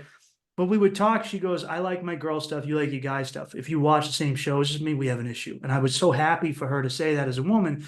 She gets And it. I'm She planning gets a it. trip and I'm asking her, I'm being indecisive. I go, oh, which one of these hotels? And she's getting bothered. And I go, wait a Don't ask minute. me that. Don't ask me This is, that. I'm the one paying. It's my fucking decision. I'm paying for the whole thing. And number two, this is my job. I know a lot of young guys who they go, oh, girls can't make up their mind about what to eat. That's your job. That's your That's your job, is job. idiot. It's your job. You decide where you go out to eat. She says, I don't know what I want to eat. And you go, we're getting tacos. And she goes, and you go, we're getting tacos. You don't want tacos? Right. Don't have tacos. But the way I teach it is this, right? So again, women don't want to make decisions because if they make the wrong decision, it's going to ruin the date. By the way, this is the basic callous of this. Mhm. And what men do now, because they've been trained by the masculine, they go, so where do you want to go for dinner? Where do you want to go? What kind of movie do you want to go see? So like, what time should I pick you up? You want to meet me there? Like, that makes women hate that, but men They think they're hate being it. polite. Yeah. They think we're being polite, right? No, ass. So what you want to do is this. This is the way I do it with my wife. You ready? I teach this to everybody. I make the plan and announce the plan, right? Now, you don't want to be toxic, right? Women is like, what if I don't want to feel like tacos, right? Yeah. Hold on. Hold on. Here goes. Are you ready? First of all, you want to just find out what she doesn't want. Don't ask her what she wants. She doesn't know what she wants. It's a good But ask move. her what she doesn't want. What do you mean? So, I'm thinking Italian. You know what I mean? Does that work for you? Yeah, I just don't want sushi, right? I find out what she doesn't want. They're very clear about what they don't want. That means if she doesn't want sushi, do anything but sushi, she'll go with it. And that's what you're saying, right? Make the freaking decision. So with my wife, I tell her I make the plan. She finds that very gentlemanly because she didn't have to make the plan. If she could be a Mhm. girl when I make the decision. She could slip into her feminine to go with the flow, to go with my plan. So I go 7:30 or 6 o'clock, be by the car. I said, be ready, right? We're going Italian. We're going whatever the hell I decide. Do you know what I mean? Because I know she doesn't want sushi. Mhm. So, right? Though there's no issue which what she doesn't want, right? And I'll bring you salsa shoes because we're gonna go dancing afterwards. Now, this is the magic. Make the plan, and this is the magic. Ready? The question afterwards, so I'm not toxic or running her over because we do that a lot. right? And it's gentlemanly. I go, how do you feel about my plan? How do you feel about my plan? Hmm. Oh, that's so sweet. Can we go a little earlier? Because I don't want to be too late because I got to blah, blah, blah tomorrow. Oh, adjust the plan a little bit for her comfort, but don't change the plan. She doesn't get to pick the restaurant. She doesn't get to Hmm. say, I don't, that, right? But you have to have a little That's a good move. information Yeah. with what she doesn't want. But for now, my wife is so used to this. I don't tell her anything. I don't tell her anything. I go 6:30 by the car. And then I say literally, like, because she wants a surprise, she wants it right, because she goes with it whatever I say now because she trusts that I'm always right. So there's excitement of a new place or whatever. So forget the food, forget the kind of food, irrelevant. All I have to do is tell her the time, right, and I give her the level of fanciness because she needs to know how to dress. So that's the only she should need to be like, what do I look like, right? So Yeah. casual, medium, fancy. So I Hmm. go, what time? Fancy. Oh, fancy means the dress, the heels, the hair up, right? Like just fancy. We're going fancy, Yeah. right? And she gets like, and she goes, "Dee-dee-dee-dee-dee-dee." And she takes 3 hours to get ready. And she's a girl, fluffing, loving, and she has no idea where we're going. She didn't care. Yeah. She gets in the car. She's excited. Okay, like, where are you going to take me? You know what I mean? So freaking simple. If I decide to go for a hike, tennis shoes and jeans. Yeah. Right? And we'll It's get a snack. We'll get a snack at a taco bar or a taco, like a taco truck on the side of the road. That's a different date. But guess what? It's an adventure. She doesn't care. So make a plan. I had Make to a learn plan. that. I had to learn that as a married Care. man, Then that care. when I make plans that my wife's Latina, if we're going out somewhere, I'm going to put makeup on, to get my hair, get the right Yeah. dress, it's a Yeah. process. But It's are we going hiking? Well, then I need it's a hiking outfit. As a that's what guy, I'm saying. I have Right. nicer clothes and I have whatever clothes, but I got to remember. And some guys go, oh, doesn't it bother you that she takes so long to get ready? And I go, no, she's putting in effort. I love that. I think that's Absolutely. beautiful. And get that. If you rush her, I learned that one. If you rush her getting ready, she's gonna feel ugly all day. Yes. And you got to pay for that. Yes. So Yeah. let her, like, you could get her, like, tell her what time to get ready, and you could check in on her, like, we have to leave, your reservation kind of stuff. Like, you could nudge, but if you make her get in the car with her shoes in her hands and the mascara in her the other hand, Mhm. you're gonna have a woman feeling ugly all night, and Yeah. it's gonna be your fault. And you think she's gonna be open and willing and happy and joyful and cuddly. She ain't. No, no. And then you ruin the evening just because you forced her into Mhm. she's not ready. You gotta Asshole. give him time. Uh, Asshole. Um, It's not that hard. Sorry. I no, can do this all day long, by the way. no, I got a question for you. Sir. I have a friend of mine. She's a woman. She's older, Yeah. divorced. So now she's dating Yeah. guys, and I get a lot of input from her on what it's like to date men. And she told me she's up in Maine, and she goes, the men she's dating, they come up like she meets them on apps, and they go, please just don't break my heart. Like they've all had their hearts broken by women, Yep. and they come Yep. into this Yeah. going, whatever you do, just don't fucking cheat on me, my bitch of a. Just don't. Do you get a lot of customers It's who very are common. broken people who are Very just common. like, I'm done with men, I'm done with women. Oh, they're Yeah. gonna kill me. Well, this is actually more of a men problem. Yeah, that's what So I thought so too. it's a more of a men problem. I want to say this, and again, this it's a long journey to get here, but in a nutshell, uh men hurt more than women when they get betrayed, when they get divorced. They hurt more. Mm, Women get their feelings hurt all the time, so they kind of do this through life. We are typically this, but break my heart and I go into depth of despair, right? So yeah. what happens to men, especially if that they were divorced or they got divorced, is they really got their hearts ripped in two, and most of them won't give it away a second time, or they're terrified of getting betrayed again because is it actually, and this again nature again. Have you heard of the broken heart syndrome? Not really. Can you fill me in? Broken heart syndrome. It's an actual condition. It's called the Katasubo cardiomyopathy heart attack. If a man who's in love with a woman, his heart is all in, and again, we fall in love hard. Yeah. Women don't get that. It doesn't. You can't really see it all the time, but what's going on inside, we fall in love hard. So when you cheat on him, when you divorce him, typically he doesn't see it coming. If he sees it coming, he always thinks he's going to fix it, right? So when the D word comes out and when a divorce happens, you rip his heart in half. And men will take one of those, but they can't take two of those. Mm. So most divorced men either refuse to fall in love again, and they become rather shitty and toxic and want to just play with women. That happens a lot because divorce ruined them. They lost their kids, they lost their house, they lost their wives, right? And it's a deep, deep injury that most don't recover. The ones who don't want to be left alone, because men don't want to be left alone as they get older, by the way. As Yeah. young men, we just want to be left alone by our girlfriends. When we get beyond andropause, which is the male version of menopause, between 45 and 55, on the other side of that, men don't want to be left alone. They need the companionship, they need the contact, they need women, right? But men who have been divorced in that phase where they're even more needy of companionship and women, if they give their hearts a second time and she betrays him, she cheats on him, she divorces him, they die. They have what they call the broken heart syndrome, Katasubo cardiomyopathy heart attack. The bottom part of their lung, their heart gets filled up with water and they freaking die. Oh shit. So there's an instinct about that we have. So men who had their hearts broken either never give it back or give it away again. And the ones that do are terrified because they know that could kill them. Mm. This is what that's about. Women don't have that. Women are actually wired, and this is going to sound terrible, but it's nature. Women are wired and built to move on. Yeah.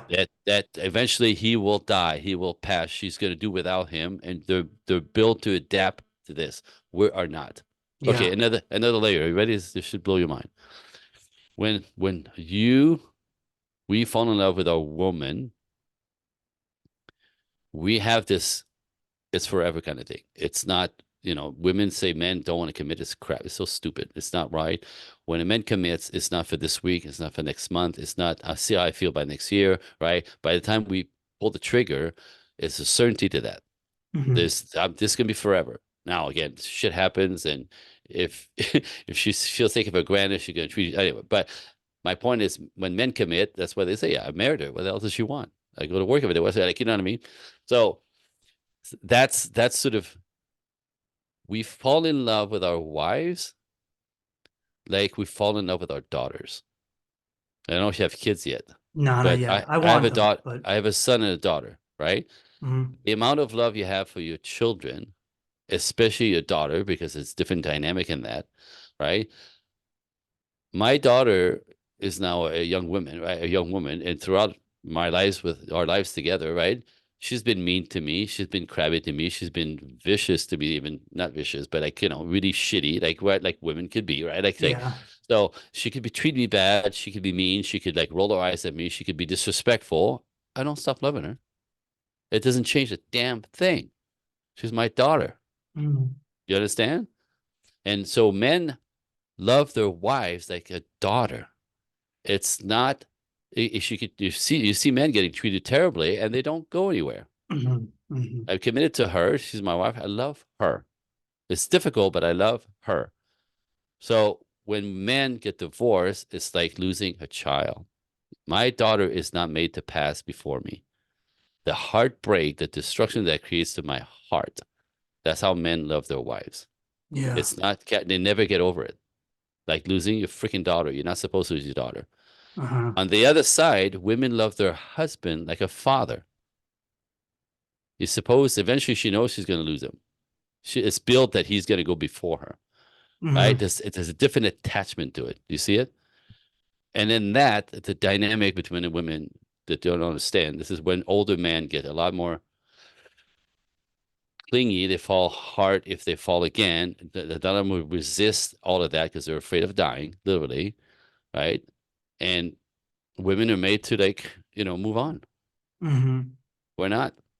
Yeah, my friend said that when she's dating older guys and these guys with broken heart syndrome, they come at her in one of two ways. One way, which is they completely like they They won't won't. get They anywhere won't do near it. They her, won't. They won't do it. They won't fall in love. or number two, they immediately come in with like throwing it all on her Yeah, with the full, you're my love of my life now. yeah, So yeah. like, and there's They don't very little in between. they don't want to be left alone, Yeah. right? Because it's and the flip side of this is when you leave older gentlemen alone, most of them also die.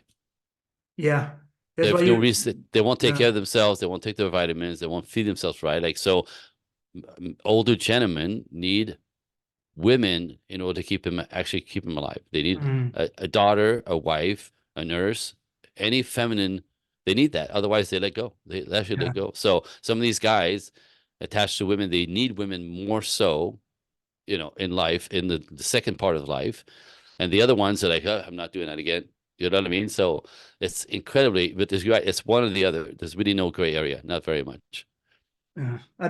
Speaking on marriage, so this is something I've kind of, I see more and more of this as time goes on. I know Mhm. that there's a lot of different dating communities for young guys. There's the manosphere, there's a red pill movement, and I think some of it's good and I think some of it's bad. Yep. Okay. Oh But yeah. a lot of these guys are giving advice and they're not married with kids. They're still single players and they're not coming from the right place. They're Yeah. just talking about getting ass. They're not talking about making something They, real. they, they actually don't get it. They don't get it at Yeah. all. I think that there's some truth to a lot of the like talking heads in the man community now. And I go, this guy isn't someone who's he's if he hasn't committed to a woman and that full love and he doesn't have a dog, he doesn't have kids, how can he really he's still coming from that young I Yep. hate women kind of thing. They're Right. the enemy, they're the opposing side. Yep. We're going to battle and you're not, you know. Right. Well, again, this is a guy typically who don't understand women at all because either they've been forced by mother to be feminine and be demanded, and they refuse to do that. Right. So they see women as a Mhm. pain in the ass, their own mother directly, and Mhm. they know women are pains in the ass. So they don't want to flex with this, and they resent it because they still need the feminine, right? But again, I was teaching this to a young man this week at my gym. He's like, I have my girlfriend, and he's 31, I think, and you go, if I'm kind of looking at us, going like, it would make no difference for us to get married. Like I wouldn't feel any different with her. They had this conversation, him and her. Like, what do you think? Like, the way I care for you, the way we're together, that it's working, right? There's no reason for us to get married. Like, it wouldn't change any of that, right? And she's like, yeah, yeah, no, it doesn't wouldn't change any of that. I don't need that. And I'm like, you're full of shit. You're full of shit. Because you don't know. You're coming from a single-minded, but you Uh, don't know. Because I was the guy. Let me tell you this. I was the guy because of my shitty families and my past and my own abandonment issues with my own mother. I was never going to get married. I was never going to have kids because I was a miserable kid. And why would you put another kid in this madness, right? it was Like, I'm me. not doing this to anybody, I was right? the Me same too. way. Yeah. So never, and I said that my entire life, dude. I've said it my entire life. I'm never fucking getting married. It's just a piece of paper. Who gives a shit? It's so stupid. Blah blah blah. I want to have fun, but I don't need to do any of that. It's ridiculous. Blah. I was that guy my whole life until I met my wife. Mhm. Oops, oops. Wait, unconditional love, believes in Yeah. me, lifts me up, breathes life into me, feminine, lovely, right, generous, and fucking, I'm gonna start crying. I felt it. She melted my fucking heart. She melted I know my that heart, feeling. right? Yeah. And I went from I'm crying. All right, but I went from like I'm never doing this is bullshit. She never brought it up. She never said we should get married. Not, she never was that girl. Mhm. She just, she allowed me to be me and never try to manipulate anything. Mhm. But we had a very, very tight bond, always had. And I'm the one within a couple of years saying, well, if it's just a piece of paper, what's the big deal? Yeah, Seriously, I like think my own we have the words, same experience my because own words right in my face, right? And well, we did it because for some reason it became to me. I'm the one who suggested it. Think about like how mad, crazy it is for me, right? Like I'm the one who said, right? So if it's just a piece of paper, what's the big deal? You know what I mean? And thinking it was going to change nothing, but I wanted to make it official. I wanted to announce it in front of my friends and family. I thought it had become important, but I didn't really think it's going to change anything. it changed everything Yeah, it does. immediately. And you know this because Yes, you've it been there. did. Yes, it But did. my Yeah, 30-year-old, immediately well, changed well, everything. and no, like in a second, and I'm a thinker, I'm a researcher. I'm always like, why? What happened? What just happened to me? Like I like had to analyze this because it's my brain, right? What's the difference? And it's very simple. It was like it used to be me and her, and now it's us. And now that it's us, I'm going to make sure that us thrive. I'm going to make sure that us, right, that she's happy. I'm going to take on the responsibility of us. I'm going to take that on. Mhm. Us. What does she need to stay the lively energy that is my wife, right? And it Yeah. changed everything. I worked harder. I got more. I lean in harder for everything. I upgraded our lifestyle. She used to drive a little Honda, right? I'm like, that's bullshit. We're not driving no Hondas. We're in Los Angeles. That's not a safe car. It's a fine car, but it's not a safe car if anything happens, right? Like if anything happens, you can't stop it fast. You can't whatever. It's a basic little cart, right? That was to me, it was dangerous. Now she didn't care. She loved her Honda. I mean, no, that's not good enough for you. That's not good enough for Mhm. safety. I'm protecting you, right? So I upgraded a car to a BMW because that's made to toss around. It's made to whatever. You can't flip a BMW over. You can flip a Honda like this. I'm just saying she's traveling at the time she was traveling both ways, 40 minutes away both ways twice a week. Like that became an urgency for me. Upgrade our lives, upgrade her life, Yeah. right? Making sure she's safe, making sure it changed everything. I became a beast Mhm. because that is now on me to raise our lifestyle or to keep her in a lifestyle that I think she deserves, that I find appropriate for us. Us, not me and her, us. And then wait, my friend, wait till you have a kid. That Ah, same that same I'm that looking. I same hope. I mechanism, that pray. same mechanism, right? Mhm. Times 100. Through the roof. Now all your providing, protecting energy, right? You see the world differently, you see the future differently, right? Like you rethink everything because it's not this moment. It's like, well, in 20 years, what's the planet gonna be like? God damn it. Like you see everything differently. It's Mhm. wild. And then again, the daddy provider energy kicks in. So if I never got married and had children, I would not be the man I am today. I would be a very small version of me because there'd be no Yeah. reason to conquer anything. There'd be no reason to fight for anything beyond life. Like, and all of my friends who aren't married, right, and don't know this and afraid of the commitment, right, live small. They have a little shitty Yeah. job. They have little shitty cars. They have 3 roommates. They pay their bills, but there's no reason to step it up. And that's the tragedy of what's happening out there. I was Man, terrified of commitment. I yep, was the same way as you. I grew up with a rough home life. My mother was a hoarder. My dad was a very abusive alcoholic, and he yep. would tell me, "Don't fucking get married." He'd say, Don't ever do it. whatever Yep. you do, don't you dare get married. It's the worst thing you'll ever do." Oh, Every nice older, advice. yeah, Nice advice, Dad. every Dumbass. older guy I worked with would tell me, Yeah. "Don't get married. Whatever you do, don't get." It's all I heard all my life. Don't get Yeah. married. Don't get married. And I go, you know what? That's what marriage and kids is. It's what I had as a little boy. It's terrible. It's abuse. It's violence. That's you. That's not, Neglect. yeah. And so I went out, and once I figured out women, I was sleeping around. I was a womanizer as much as Easy. I could. Easy. And I was lonely. I look back on it now. When I lived in New York, I was lonely. And the Yeah. only thing that made me feel not empty was bringing a girl into my room. But Yep. I wouldn't commit to him. I was terrified of commitment Yeah. Yeah. Yeah. until, like you said, the day when I made up my mind to marry my wife. I remember a guy I knew saying something to me. He goes, "Wow, man, you could just," he goes, "How do you know she's not cheating on you down there in Colombia?" And I go, "Because I Hmm. trust her."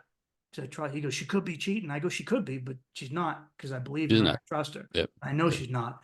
He goes, "It's weird. You could just leave. You could just walk away. She never hear from me again."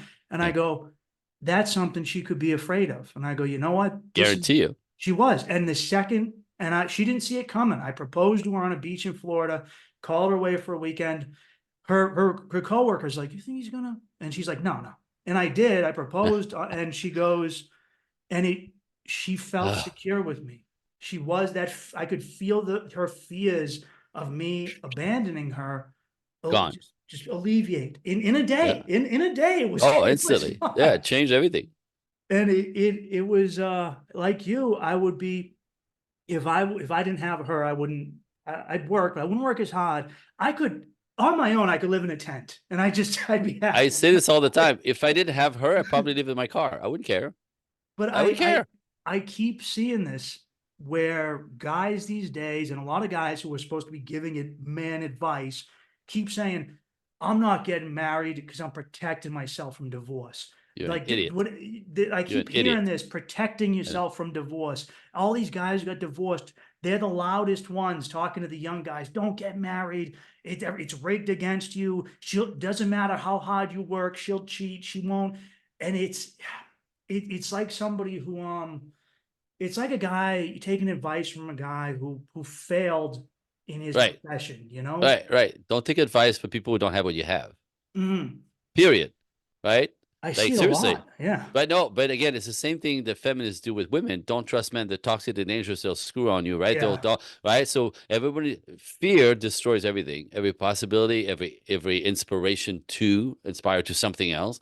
So women are all freaked out, the men are all pigs and cheaters, and men who have been cheated on or who knew nothing or are more afraid of, who don't know how to step in and the power of be a man in a dynamic relationship and build something with a woman will do the same thing. She'll take your money, she'll take your right, but you've never done it, dude. You've never done it. Yeah. You don't even understand the benefits and what it does to you and the kind of man that you could become because you step up, make commitment. Right? Is it uncomfortable? It's scary. Yeah, but everything, just like building my business, was uncomfortable and scary. Mhm. Right? This is something else. And again, business people know this very well. Right? There's always a chance that it'll go to shit. There's always a chance it won't work. There's always a chance of failure, right? But the people who are rich, what do? They take some big risks, Mhm. and it's somewhat calculated. They're not blind. They're not stupid, but this could make us. This could fucking break us, right? They're clear on that, but it's calculated. The more stack on this side, worth the risk, right? Like worth the risk, but there's no guarantees. But people who have the lives, the people who are happy, the people who have the marriages and the lifestyle, they take the chance. But wide awake, right? Wide awake, the right woman, Mhm. right woman, right? Yeah. The right attitude, the right, and a need to learn because we don't know. We don't really know Mhm. how they function. So again, is it dangerous to give your heart away? Absolutely. The same way that to, put $1 million in investment that could ruin you. Yeah. Is it Life is worth it? Is living's it worth it? dangerous. Is it worth it? Yeah, it's so worth Right. it. You can I'm live happier small. now than I've ever been. Right. No, but that's what these guys are doing. They live Yeah. small. They leave from scarcity, they live from fear, they leave from not wanting to lose their shit, right? What's the level of happiness that they reach? Very little. Fulfillment, happiness, sense of self, confidence from doing all this because instinct kind of kicks in, right? All the goodies come from make a commitment. Get over it, right? Now, you Um, take we need the right woman. Sure. You don't know women? Learn. That's what I do. Come, I'll teach you. I'll teach you how to make them feel safe because men don't really understand that because we don't have yeah. that, Mhm. right? So it's what we don't know that's really the trouble, not the intention. But understanding the mechanism, the operating system from both sides has us look at each other like two beasts that nobody understands. And it's, Yeah. again, we're totally different. So everything will be different. What works for her doesn't work for you in any way. What motivates her doesn't motivate you. What she thinks is fun and cool is so boring, and vice versa. I should so as the point is, nothing is really kind of automatically like, except the energy, masculine, feminine as a magnet. But it's how do you the parts that you don't have that she has are perfectly complementary to what you need and vice Mhm. versa. So it's in the complementary, it's in the coming together that the quality of our lives rises and the what we could build, what is possible, right? So okay, you could say small and then stay in fear and say it's not worth the risk. Okay, well, guess who's going to be happier in the end? You or me? Yeah.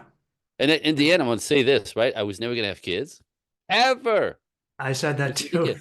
And Hell. you step in, my man. You step in because it is the best thing I've done in my life. Of Uh, all the things, my children are the best, the ultimate gift that keeps on giving. Because again, the level of love that you could feel for them, that you do feel for them, yeah. right? It's unimaginable.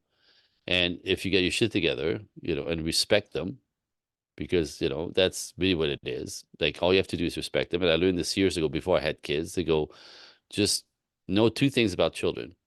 Just you only have to remember two things. It's very simple. First, you're gonna fuck it up. Yeah. You're gonna fuck it up. So be okay with that. You're gonna make terrible mistakes, and that's fine. That's being human. It's complicated, and it's a hell of a learning curve. I get you.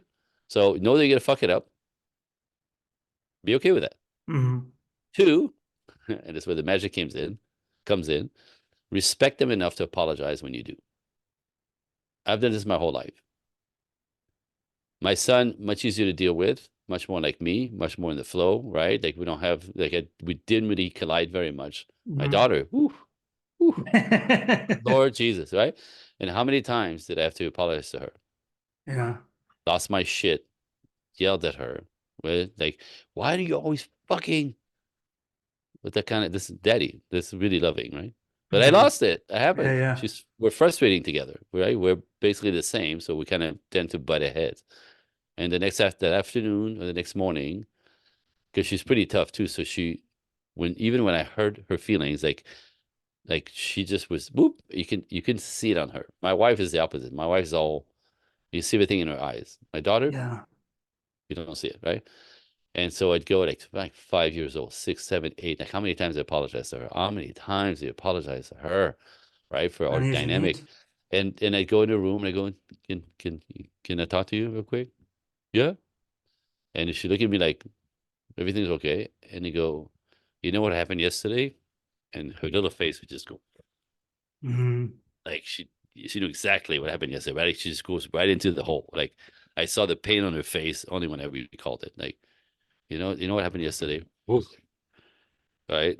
And you go, I just Daddy, I'm very sorry. Daddy wants to apologize. That was not cool. I lost my shit. I'm really, really, really sorry. And it's never sorry, but you pissed me off, right? It's just sorry. Yeah. I apologize. I lost my shit. That was not cool. I didn't mean to yell. I didn't mean to scare you. Can you forgive me? Right? Eyes down, she got a head nod, right? Can you, can you give Daddy a hug? Put that away. Takes her a second, Mhm. climbs on me, gives me a hug. We hold each other as long as it takes. I give her a kiss. I love you. Whew. It's off. It's Yeah. off. you know, and then they go into what are you doing right now? Like whatever. It's just we'll go back to life. But I cleaned it up, Yeah. I think a lot right? of And a lot of and she guys don't respects me realize for that. that. Well, most parents, by the way, don't think most parents think if they admit that they made a mistake that the kids will lose respect for them. It's the exact opposite. Yeah, it is. I remember just wanting my dad early on in my comedy career came to one of my shows blackout drunk and harassed everyone. Ruined my night. It was like a graduation night. I'd been taking classes and all I wanted was an apology. I just to Yep. acknowledge, but he You made a wouldn't, mistake. would never. No, And I was like, I always, as I've found faith and stuff, I forgive. I have to forgive myself. I haven't been a good person in my life sometimes to myself or other people. I got to forgive others. I want to forgive me. I want them to forgive me. You amen. can't move Amen. forward without it. You Yep. gotta, Yeah. a lot. I Yeah, mean, no, and if you don't forgive yourself and forgive them, like people don't want to forgive people that did them wrong because they think that makes it okay. It's like saying it's okay what they did. That's not yeah. it. You're freeing yourself from the imprisonment of that pain. Mm, Forgive them so you could be free, right? Otherwise, you keep drinking the yeah. poison. So It's not about them. hey guys, little interruption, but I just wanted to let you know that Andre and I were talking and we're going to get together again. And if any of you have questions, if any of you want help with, you have relationship questions, you have questions about dealing with men, questions about dealing with women, questions about marriage, questions about any of the stuff we talked about or stuff in that realm that you want covered, that you need answered, well, let me know. Email me at gyatpodcast@gmail. That's the acronym for Get Your Act Together. gyatpodcast@gmail. Or you could try messaging me on one of my social medias. There's no guarantee I'll get it there. But hit me up, let me know, and we can have you come on. You can zoom in with me and Andre, and you can ask us. We can record it. You can ask us, hey, This is my experience dealing with this. Hey, can you give me help with this? Hey, I'm fucking sick and tired of men and women, blah, blah, blah. Anything you want to ask, call in. If you're interested, send me an email, send me a message. Anyway. Yeah. You this talk of forgiveness and redemption, you brought up something that I meant to ask you about. Mm. So a lot of it's a crazy world out there, right? OnlyFans, Amen. everything going on. If you're a young guy dating, Yeah. I talked to a lot of young guys there's a lot of women who were into OnlyFans, and then they realize what they did and they become traditional, and some of them are lying, some of them are fucking frauds. Straight up. Some I think are legit. Some I think have just had their moment where they go, oh, but I talk with a lot of young guys who go, what's too much? Some guys who go, well, I won't get with a girl who's been with 5 dudes. That any girl over 3 who's been with more than 3 men she's trash, throw her, she's done. Even if she damaged. Yeah, Yep. yeah. And and I see that a lot with, because like you said, there's a lot of women have been on the internet doing OnlyFans. Some women have just had fun, and some have gone to the extremes. Yep. Like Whore. yeah, Whore status. Whore status. Sell it for money. Sell it for money. Okay. How you do it online or in person, you're a whore. Yeah. I try and find like a medium to like talk with younger guys that, some guys are too harsh on girls, and some, obviously are like, yeah, you don't want, soft. yeah, you're too soft. It's like, what do you tell like younger guys when they go, oh, well, every woman out there is tainted, They're they've not. all been around. There's no such thing. It's like women say all good men are taken, or all good men are gone, don't exist, or they're taken. Right? It's ridiculous. It's completely ridiculous. It's stupid. Now the numbers are crazy, or crazier than they were 30 years ago. Absolutely, because things have changed. I get it, but I don't know if you know this about me, but I I officiate weddings. So some of my clients, some of my clients, after working with them, I married them myself. I just did 2 this summer. Awesome. I went to Texas to marry a couple, and went to Vegas to marry the couples that I work with. So the ultimate honor, by the way, is incredible. But these women that I marry these men with are traditional. They exist. They still exist. So the young women, this generation in their 20s right now, are really, really confused and really twisted, but they're still out there. There's the good ones still out there. So for men who, if don't want to get sucked into that life, getting sucked into being simps, they get sucked into like OnlyFans chicks, right? Like, if you have your own boundaries and want to be able to respect a woman, she has to be respectable. Yeah. So do you want, a more traditional woman is the only way to do this, and they're out there, but they're not on OnlyFans. They're not on websites. They're not on fucking apps, even though half of them could be, but they're right. It's the men who show up on these places, these places that are not the caliber. So you have to. So I always say to the guys, I go to the gym every day. I'm 5 days a week. I'm at the gym, surrounded with men who all know what I'm doing for a living. They're constantly at me, like enough that it's hard to train sometimes. And people who don't know me, they're like, "You're always talking." I'm like, they come at me all day long, dude. Yeah. Mostly men, because it's a gym full of men, but even the women, And I say, look, you could be confused, you could be tweaked out, you could be like they're all whores, they're all players, like, because women are players now, culture. Yeah. Right. So it's flip the script, and I go, dude, stop talking. There's no such thing as everything. There's no such thing as all women, all men. They're always, it's all crap, right? That's just like ridiculous, right? There's no such thing as then all taken or shitty, right? There's no such thing, right? So, but in order to find the ones who kind of line up with your essence as a man, you got to get your shit together. You have to be a man that women can respect. Women don't respect simps. Women don't respect men they can manipulate.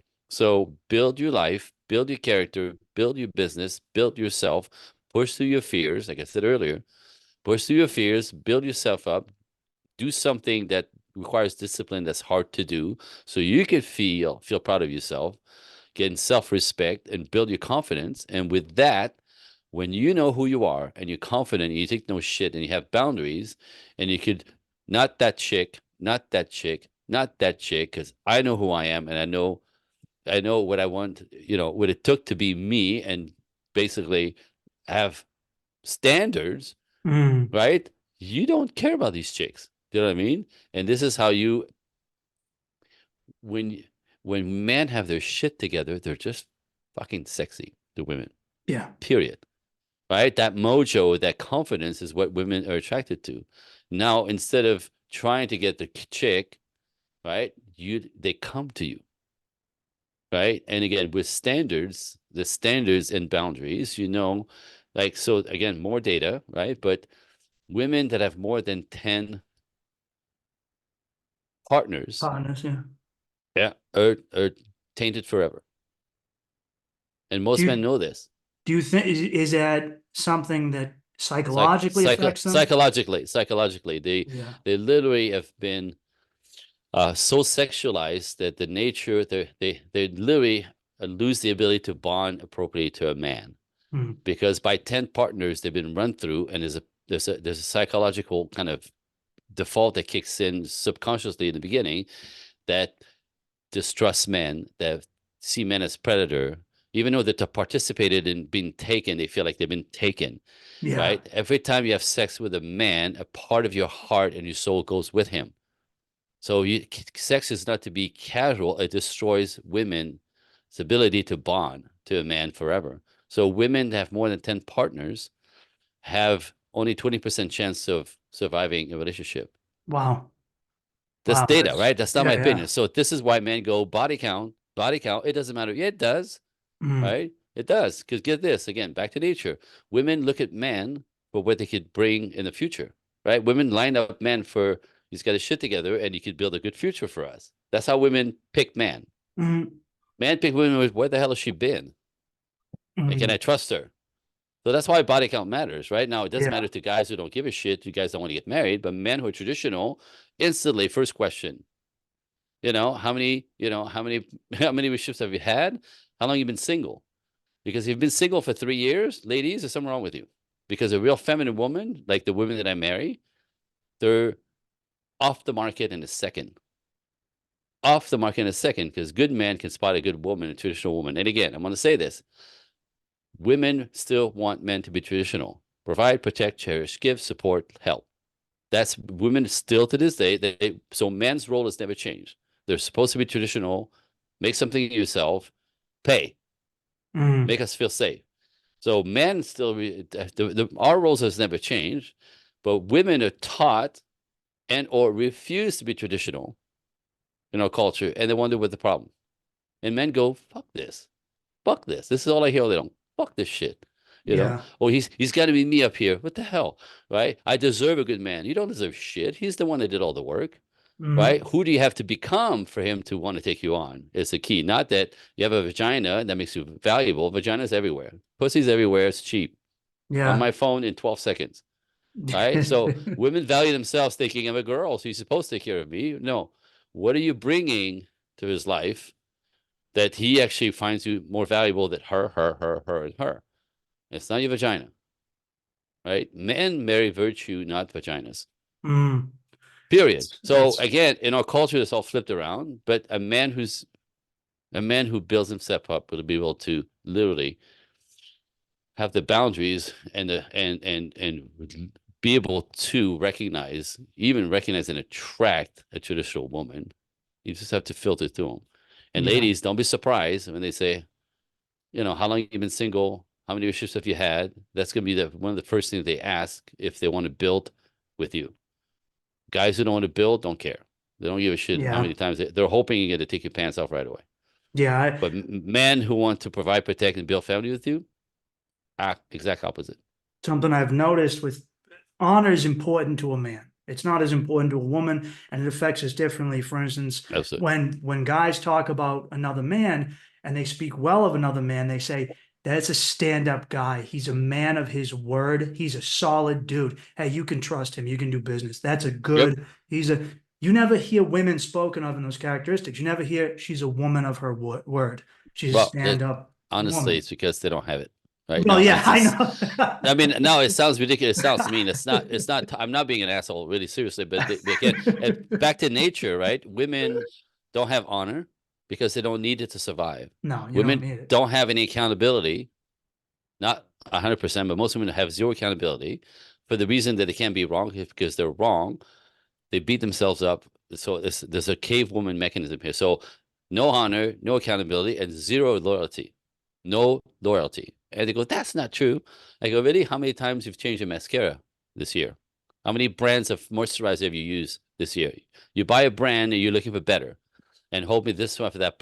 Like they're not loyal to anything. They're always looking for better in every way, whether it was Yeah. men with face product, with whatever, right? And this is again another reason why body count matters, because a chick who's been run through by the dozen guys, 20 guys, 30 guys, right, is going to get hooked psychologically to the guy with the big schlong that rocked her world with a six pack, and this guy will never leave her head.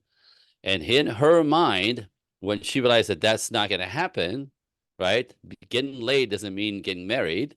And when they get to about 30 years old and they need the safety, they need man, they realize they need man to feel safe, to relax, to pull back, right? Right? They will find some guy who's a beta, who she's going to, play the game of sweet little whatever, but she doesn't really ever forget big schlong dude who rocked her world. And so often this is what happened. Like, they'll compromise. I'll say this, they will settle for a less guy. Hmm. But a woman has no experience with man sexually, that doesn't have that big schlong, uh, alpha male who rocked her world. They're not tortured with that. They're Hmm. happy to bond with a man who protects them. Yeah. That's back to nature. So you breaking nature is going to cost you psychologically, lifestyle, be able to sustain a long-term relationship. I mean, there's a lot of data on this, in my opinion. Yeah. Would you say Interesting. some of it comes from, I was going to say that like a woman's honor does come from They don't have her. any. They don't have any. What would you say it can come from her virtue, right? Well, if you meet a girl That would be and what we the closest to closest honor. to it, yeah. It would Because be otherwise virtuous. they're not leading a pack into war. There's no need for Right. That's what I that mean. They don't need it. concept, That sounds horrible, but like, women don't have honor, accountability. Most of them. Accountability is 15% who do because small. they understand man. They've been around Oh. man. They get it. But as a woman, the ultimate feminine woman has zero accountability. It's always somebody else's fault. Can't apologize. Will not apologize, even if she did it. Will not apologize. It's the way you made me feel. It's the way she came at me. It's never her fault. Now, again, it's not. It sounds shitty, but it's a wiring in there to kind of not beat herself up more than she's beating herself up already. But it's not. Men are exact opposite. Men, we're all about accountability. If I'm not accountable, if I don't take responsibility for my actions, the world will smack me in the face. Yeah. Right? We're like the world was straighten us out. Like if you're not accountable, if you're a loser, you'll get it square in the head by everyone. Yeah, no, Women get away with it. I trash my friends and my Absolutely. Get your family. shit, get If your shit together. Get your stop shit being a together. fucking bum, do your Yeah. job. But No one wants to hear it. but women don't do that. Women, no accountability. It's too harsh. And then no loyalty. Again, they're always looking for the best, the better, the better, the better. That's just how they're wired. This is how they Yeah. survive, by the way. That's against the It's mechanism. true, yeah. Right. So, okay, it sounds horrible. It from a masculine paradigm, it kind of is shitty, but it's what you. This is what it is. Again, they don't need it to survive. We need all this to survive. So we have different values. So men Yeah. need women to be virtuous to step in and spend, risk and spend their time, energy, money, resources on a woman and build with. She has to be virtuous. She has to be traditional in that Yeah. way. Otherwise, he won't do it.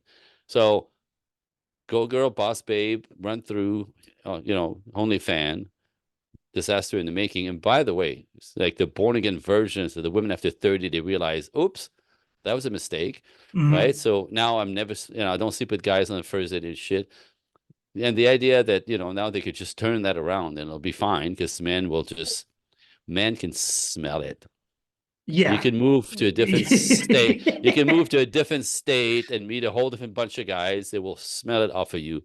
When you cross the line, it's men are super intuitive. So ladies, put that shit down now. it does matter, and it changes everything about you, your psychology, your vibration, and you'll never be able to get away from that. And if you manage to get a guy to, make a couple babies be with, and your internet story shows up 20 years later, that'll be quite embarrassing to your kids, Yeah. to your in-laws. Like, fucking think it through, for God's sakes. Wake the hell up. Forget your feminist, teachers, mothers, friends who don't know shit, and you don't get to be yourself at any cost, and you'll be fine because, men are insecure, so they have to deal with it. And if they don't, they're insecure, right? They're really Mm. all right. Well, just talk to women who've done that and see how happy they are. They're not. And it's over. They fucked it up forever. Do Wah, you wah. do you get women clients who are on the other side of that? They've been out being players, trying to be tomcats like a guy, and then they go, all right, it's settle down time. And how do you break it to them that things are Yeah, different no. for them? And again, it's really rehabilitation on some level, if that makes Mm. sense. Yeah, yeah, So I understand. I have a client right now. She's 72 years old. Oh wow. Yeah. But she's been stuck in man mode her whole life, and all. I know. Oh. But guess what? This is what I think is beautiful. Beautiful because the women and the men who come at me are just been hit in the head with, I'm missing the boat. Mm. I don't know what I'm doing here. Like, the compilation of my life is a disaster. It didn't turn out the way I hope it to be. I know it's not right. I know it's not right. So something somewhere went awry. They believe, like I said, childhood injuries and trauma. I get it. But some is poor decisions that create a whole different, right? Like, so by the time they come to me, they kind of know they fucked up. So much so that they don't know how to undo it, because whichever way they're thinking and whatever they believe in, it's created this disaster called their lonely lives. So they come to me like this. Okay, bring it. I know nothing, right? And we kind of dismantle how they got to be like this. Again, there's a lot of trauma in childhood. There's a lot of trauma with the relationships, right? That kind of keeps stacking and proving that they're not lovable, or that men are crazy, or the women is like there's a stacking of belief, but they hit the wall at whichever. So I have a 72-year-old, I have a 62-year-old, right? The best of them is usually between 35 and 45, Mm. who are sensing they're about to miss it all. Yeah. Right? Like, they don't get attention from men anymore, and they took men for granted because they could reject left and right. And then I realize they need men. They're tired, they're lonely, and they don't know how to do it. Right. So the rehab that I talk about is really kind of fixing the injury and the trauma from their past, so they could actually be back into their feminine essence, which is then magnetize all men towards them. And then they Mm. find the men who are looking to build what they want in the future. Like, so you have to, like, the compatibility of what you want. Because men, again, are naturally more traditional. We've never had the luxury to have to change how we show up in the world, period. Mm. And a lot of men complain they can't find traditional women, factual. You know what I mean? That doesn't mean they want to commit, they want families, they want kids, right? So I have, like, my 62-year-old. Get this, it's crazy, right? She's not a bad woman, but boss babe, and Yeah. never felt safe a day in her life with her father. So she stepped into all that shit to give herself a feeling of safety, which is not really safety. It's a feeling of No, safety, right? it's an It's not. illusion. It's an illusion, and that's why they're miserable and angry and edgy and overwhelmed and anxious and all that shit. Okay, but at 62, uh,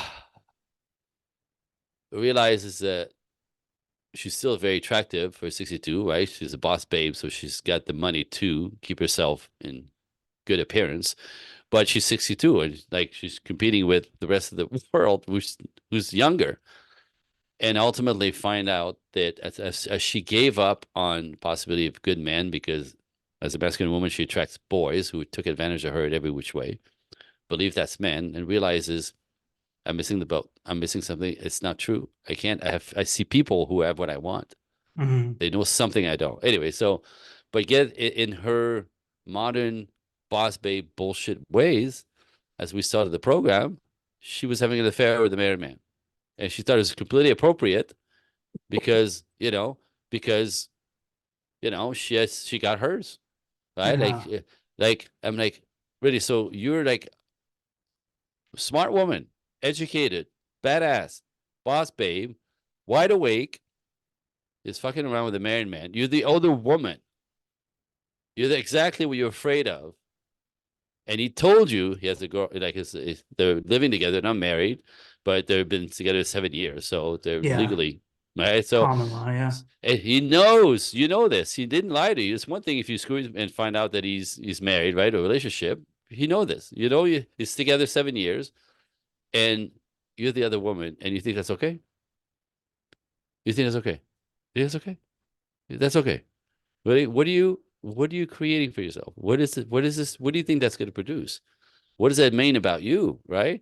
Mm. And so I kind of shamed her a little bit, but like she is exactly what every woman is afraid of, and she voluntarily is doing it because she's lonely, because she needs to be touched like anybody else, because she needs affection. Well, everyone needs affection, right? Women need to be desired, to be okay. They need the attention of masculinity to be normal. Otherwise, they lose their shit. Yeah. You know what I mean? So in that need that she's been neglected entire life because she was so masculine, didn't understand anything. Now she's here. Now guess what? Now she's in the midst of letting him go, even though they've been together 3 years, and it's gonna hurt. But she understands that what she needs as basically as a woman is somebody to claim her, somebody who's it's me and you, not we'll see how it goes. We'll tolerate each other till I'm done with you, right? Somebody Mm. who's wants to commit to her. Like I said, in her age bracket, older men want the company of women more than ever in their lifetime. They don't want to be alone. They want companionship. They want to chill. They want to slow down life. They want the companionship more than ever. So older women are actually really lucky in the stage of life that men are. So now she's stepping into this. But all her decision in the past, at 62, she woke up. Great. Yeah. But she's now stepping into being a virtuous woman in every sense of the way, with understanding of her bullshit, how she got there, and now understanding what men actually are looking for and how that all works sexually, energetically, all of that. Understanding that now she has the tools. She's gonna go find herself in 5 or 6 months. She'll be the guy that's lining up with who she is, in her vibration, her being in an understanding. Because when you understand how that works, there's a sense of confidence that comes with it, and there's no urgency, scarcity, or fear. You know how to do it. Yeah. That's pretty Woo! cool. I It's freaking cool. It's I freaking used to, so cool. when I first got sober, I would go to AA meetings, and something you realize is some people come here after 2 years, they figure out I get a thing. Some Yep. people take 30 years. 30 years. You never, Yep. it's, and I've seen, you just like some women some guys play the field too long too. And then Yep. Oh no, for sure. There's a they damage end for them up too. you end up with single moms, and Yep. and then Yep. I met a lot of stepdads who, you're always second fiddle, and they can't get over that, well, I pay the bills. I'm basically my kid. It's not. Yeah. Right. No, and there's a whole different dance with that, and that's a whole different layer of problem solving, negotiation. Because most single mom, even when they get to marry a second, another man, will never let that new man, her husband, discipline the kids ever, Yeah, no, ever. And that's disaster in a household. Like if you can't be the man and discipline the kids, that's his job, by the way. That's how he keep yeah, the peace in the place. But she won't let him because it's not your kid, right? Mama bear. So you have two men in the house and a kid who will play both of you till you yeah, lose your fucking mind. I do deal with this on a regular basis. yeah, You because have to you have to let him discipline the kid. It's not his mhm, kid. it's his If responsibility. if he can't be the man, yeah, he's Yeah, paying for that kid. He's in this house. The kid is in his freaking house, right? But you don't think he has the right to him, you're a fool. And he's gonna leave. Or he's gonna push you out of the house. mm. You can't do that to a man. But it's That- kind of a automatic go-to, right? My Yeah. brother went through this. My brother went through this for 20 years. Really? Wow. Fucking ridiculous. Did Fucking he? the disrespect that that little shit, the way she treated him in his house because he had no right to discipline her Mm, because the mother would get between them. And he used to say, "What the hell are you doing this shit for? You made the woman, right? The daughter, right? So you need to handle your woman." He never could. yeah. Well, it seems like it's taken away your balls. You can't. It takes away your masculinity. It takes away Yeah. you're the bitch in the house who's supposed to acquiesce to the rule of the woman. That's insanity. I think I read a statistic that most abuse towards children comes from towards Stepdads. stepchildren. Yeah. Yeah. Yep. Yep. It's Absolutely. Again, because there's also no boundaries of yeah. right. Like there's also no boundaries of claiming that this is a child. Like, there's no loving that child like you do your own. Hmm. I mean, some fathers step fantastically, but it's like genetically, it's not. Mm. And you could do all the right things and be, the hero in that, beautiful. But there's a lot of people who never get there, mostly. I'm, we're getting towards our end. I know we've been doing this Yeah. for a bit, and I'm Yeah. happy. If you get a window, let me know so I don't keep pushing Yeah, you. no, I'm supposed to be off, but they could be pushed back. It's okay. Let me. So, I just yeah. have a couple quick questions for you. Yep. One of them is if some young person was asking you when's it. Do you believe there should be an exact window on when you're dating? You can have sex with someone like 3 dates in. It's okay. 4 dates in. Do you It's subscribe to that? it's yes. No, again, it's called human nature. Mm-hmm. Men don't marry vaginas, they marry virtue. So there's a whole dance in that I teach. Mm-hmm. There's a whole dance. It's not about third date. It's not about I like you, you like me. So let's start intimacy. So we start something. It's not how it works for men instinctively. And now what's the real mind fuck here is that men don't even know it. They just respond to it. So for most men, if you have sex too early, you fall off the wagon. Mm-hmm. They can't trust you, even though they came after you, dick in hands, ready to go. If you don't hold the boundaries, right? Women are the gatekeeper. If you don't hold the boundary, men will actually not trust you to be virtuous in the future. So, and men, if you don't trust you to be virtuous, they will not put a ring on it because they can't trust you because 3 dates, you don't even know his last name, you never met his parents, and you're fucking him, Mm-hmm. does not create a future for men. They go, next, looking for a virtuous woman. So there's a whole, and as a mind fuck is, it's not, we want to have sex, but as soon as we do, they fall off. If you're trying to build with a woman. So there's a whole system about, again, it's instinctive, it's DNA stuff, it's caveman, cavewoman. But in a culture when women think that intimacy starts something, for most men, it kills everything in that moment. And now, and again, it's not my opinion. I'm not a moralist. I don't give a shit. You want to have sex, have sex. But if you're struggling with having men step up to you, provide, protect, cherish, give, provide, there's a formula to this that's instinctual and natural. And when you stop, if you don't do that, they don't do what men do. Yeah. Eh? Right? So it's not, again, blame God, right? I'm just a reporter here, and men can't explain it.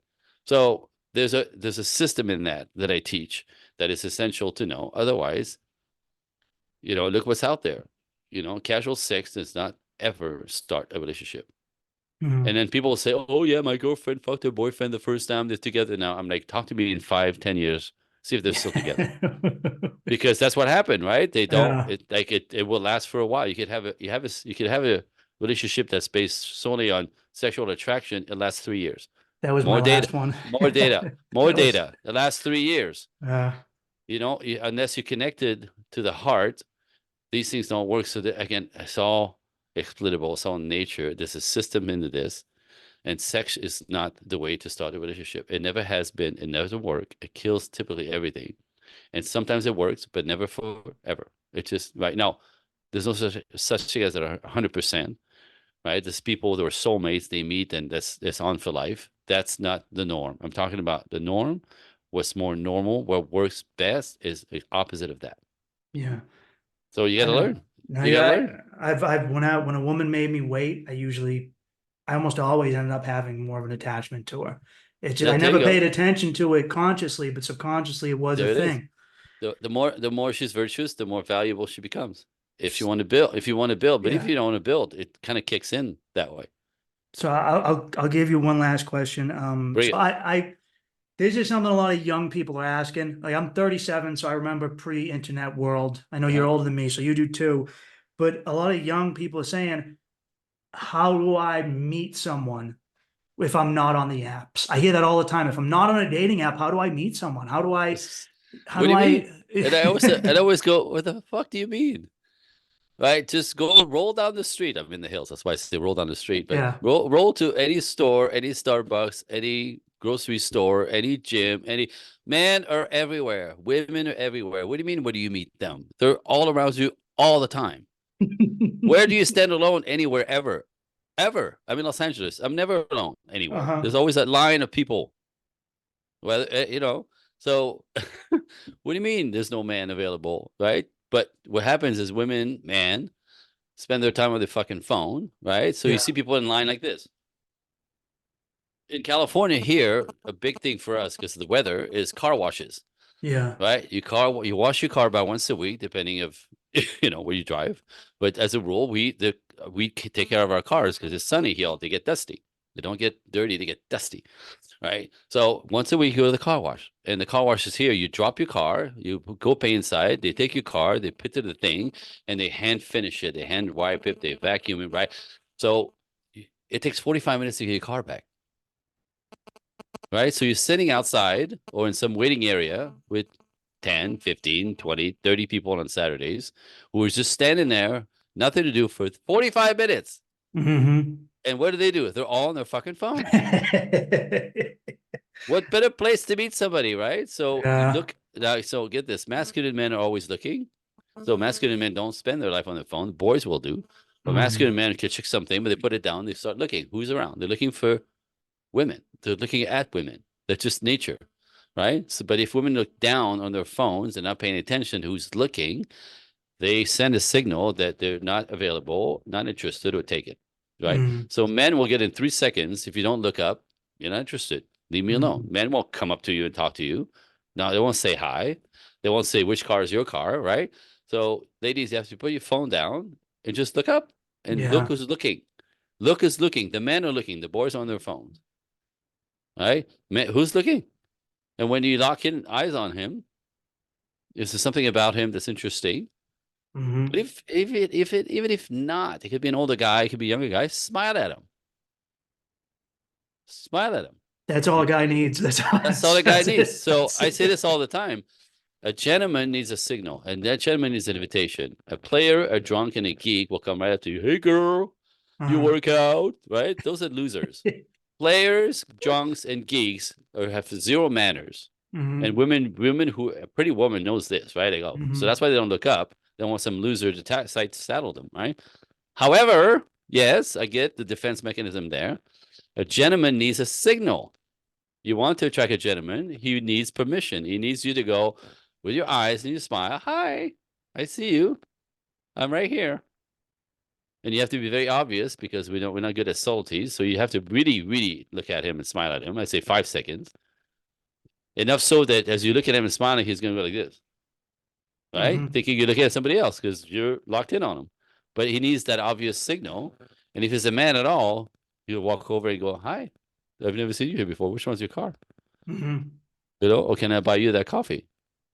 Standing in line at Starbucks, right? Like, just look us around, fucking smile. Yeah. Men are everywhere, women are everywhere. There's no scarcity. I mean, how many millions of people in your town? Yeah. There's over 1 million people here for Yeah, certain. At least million people in every maybe fucking city. 5. 15 million Los Angeles, Is right? 8 million in New York City, when people went home in Jersey. Right, right, uh-huh. like millions of people everywhere. What do you mean where a man? How do you meet?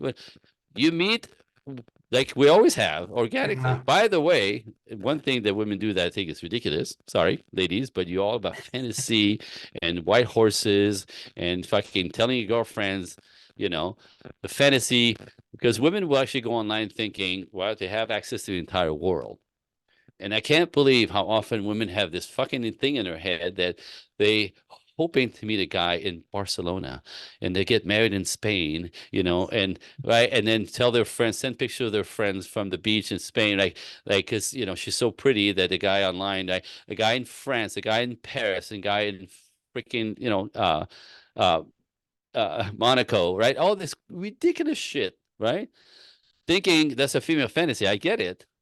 Men the men who are online, by the way, are not even interested in a woman who's an hour and a half away. No. How am I going to date a girl an hour and a half away? Like, it's stupid, right? So men do not shop to find somebody exotic in Fiji. It's ridiculous. It don't work. We need to see you on a regular basis. You need to be local. So men, again, they go on the internet, they do it for a little while, they go, fuck this shit. The women are lying. They're 30 years older than their pictures. They're 30 pounds heavier. Yeah. Men who are looking to women online learn really quickly. It's all bullshit. I meet a lot. I mean, just saying, like, this is typically, so they get off the internet, 3 months, 4 months, 6 months, fuck this, right? And guess what they do? They shop locally in their store, at the car, wherever they're standing, they're looking. That's how men shop. So we're a man, we're a women, everywhere. So I don't want to hear how do we meet each other. That's the stupidest thing in the world. You don't live in a cave. You're not living in the woods by yourself. You're in the world. Pay attention. It's not that hard. I see that a lot. And did I just go off? I think I just went off. I'm sorry. No, you're still, yeah. No, it's good. No, I mean, like off. I go, like, I get so frustrated. Like, it's so stupid. Stop saying stupid shit. I talk to people about, because there's this new thing called the passport bros movement, and then Oh, women have tried to do it too. I know too. A lot of guys talk to me about it because they think that's like, I didn't come here specifically to find my wife. It was actually an accident. I wasn't expecting to find her. And a lot of them aren't prepared. They think that every foreign woman is just easy. My wife's Latina. It's not easy. That's Okay. not it at all. It's not easy. She's a very That's not it. emotional woman. It's not easy. But also a lot of the guys that come here, it's just hookers. It's just hookers and random sex. They're not actually in it for bonding, Right. Absolutely. But I mean, again, it's the reason why, I have one client who went to Ukraine, found himself a wife, because they're raised to be women and wives there. Yeah. They're raised to be mothers and wives there. They just are. Like, they don't want to be boss babes. They don't want to be badasses. They don't have Instagram. They don't give a shit, right? They learn to cook and clean. They know how to be respectful women, and they want to support their man who will support them. They know how to do it. All around Europe, by the way, there's a version of that.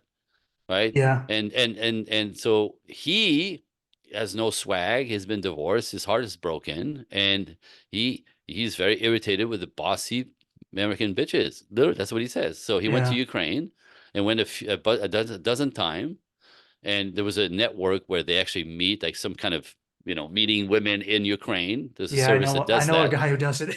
Right, and he found himself a sweet little whatever. Right, and months later he brought her back. Did it work out? So far. Now, if it doesn't work out, it's because of him. Yeah, because he's lacking a lot of my perspective on him. That's why we work together, but he didn't finish. He's lacking a lot of balls. He's too acquiescing. Eventually she might not feel safe because he's not really that guy. But I mean, at least he found a woman who wants to be a woman. Yeah, who wants to be a wife, right? So far, so good. But like the idea of women get all insulted, like these guys are, they're because they can't handle us strong women. Yeah, they don't want to handle your strong ass. First of all, they don't want that shit in their house. They don't want to compete in their house. They want peace. And women around the world are raised to be feminine mothers and wives, respectfully. They're not stupid. They're not uneducated. They do not speak English. All the shit that these women are projecting, right? They're feminine, loving women, mothers, raised to know their place in a dynamic of a relationship, especially, and want to please their men and want to be a woman and a wife. I'm very fortunate. I don't fight my wife for the role of man. I used to fight the women I dated before. It was a constant fight in the United States because they're raised to be men. They're not raised to be wives and women. They're not raised to be wives and mothers. They were raised to be boss babes. One of my buddies from the gym, 26 years old, right? Kind of not a whole lot of swag, actually zero swag, honestly. Skinny guy, nice guy, normal guy, just no swag. And women on the side of the world, right? You got to meet me up here. Yeah, he's 26 years old, but he's a 26-year-old guy. What does he want? He wants companionship, he wants women, right? All that Yeah. stuff. His ancestry is from the Middle East. I think is from some Middle Eastern country. Like I don't, they're all mixed in my head together. I Yeah. Iran, Iraq, whatever.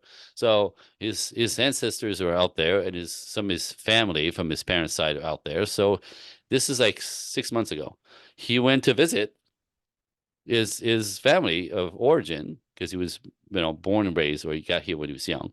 So he just goes back to the old country just to connect with his culture, his family. You know, he meets this wonderful little 25-year-old girl who all she wants to do is be a wife and a mother. And he goes, I leave her alone in my apartment. She cooks and she cleans everything. And that's all she wants to do. She goes, she has no internet bullshit. She doesn't do Instagram. She doesn't care about any of that. She was raised naturally to be a girl. And he goes, I not ask her anything, but if I leave her alone, I go to the gym, she cooks something, and the house is clean. And I go, you don't have to do this. She goes, I know. I want to. I take care of my man, right? Like he couldn't believe it. Like he actually gave up on that on this side of the world. He was trying to Yeah. like build some mojo. He's pretty smart, so he's got a little company, and he was like trying to get up here so he could impress some girl. He gets over there. Anyway, he just brought it back. He Good brought it for back. him. That's a I'm like, but success like, story. yes, but it's not that kind of even surprised me. He wasn't looking for that, but he was the Yeah. only woman he could connect with because he's a man. Was a woman who was a woman. And he goes, there's none of that shit here. I go, I know, we're in Los Angeles too, right? Talk about. Yeah. Sometimes you So gotta like go somewhere else. You gotta, I met her like a month ago. Wholesome, pretty, brunette, right? And a complete girl. yeah. A complete girl, right? And he's just look on his face, like he's just humming, right? I He's just humming. Like he's a guy who's really feeling happy. He got himself a good girl. And I he's gonna marry yeah. her.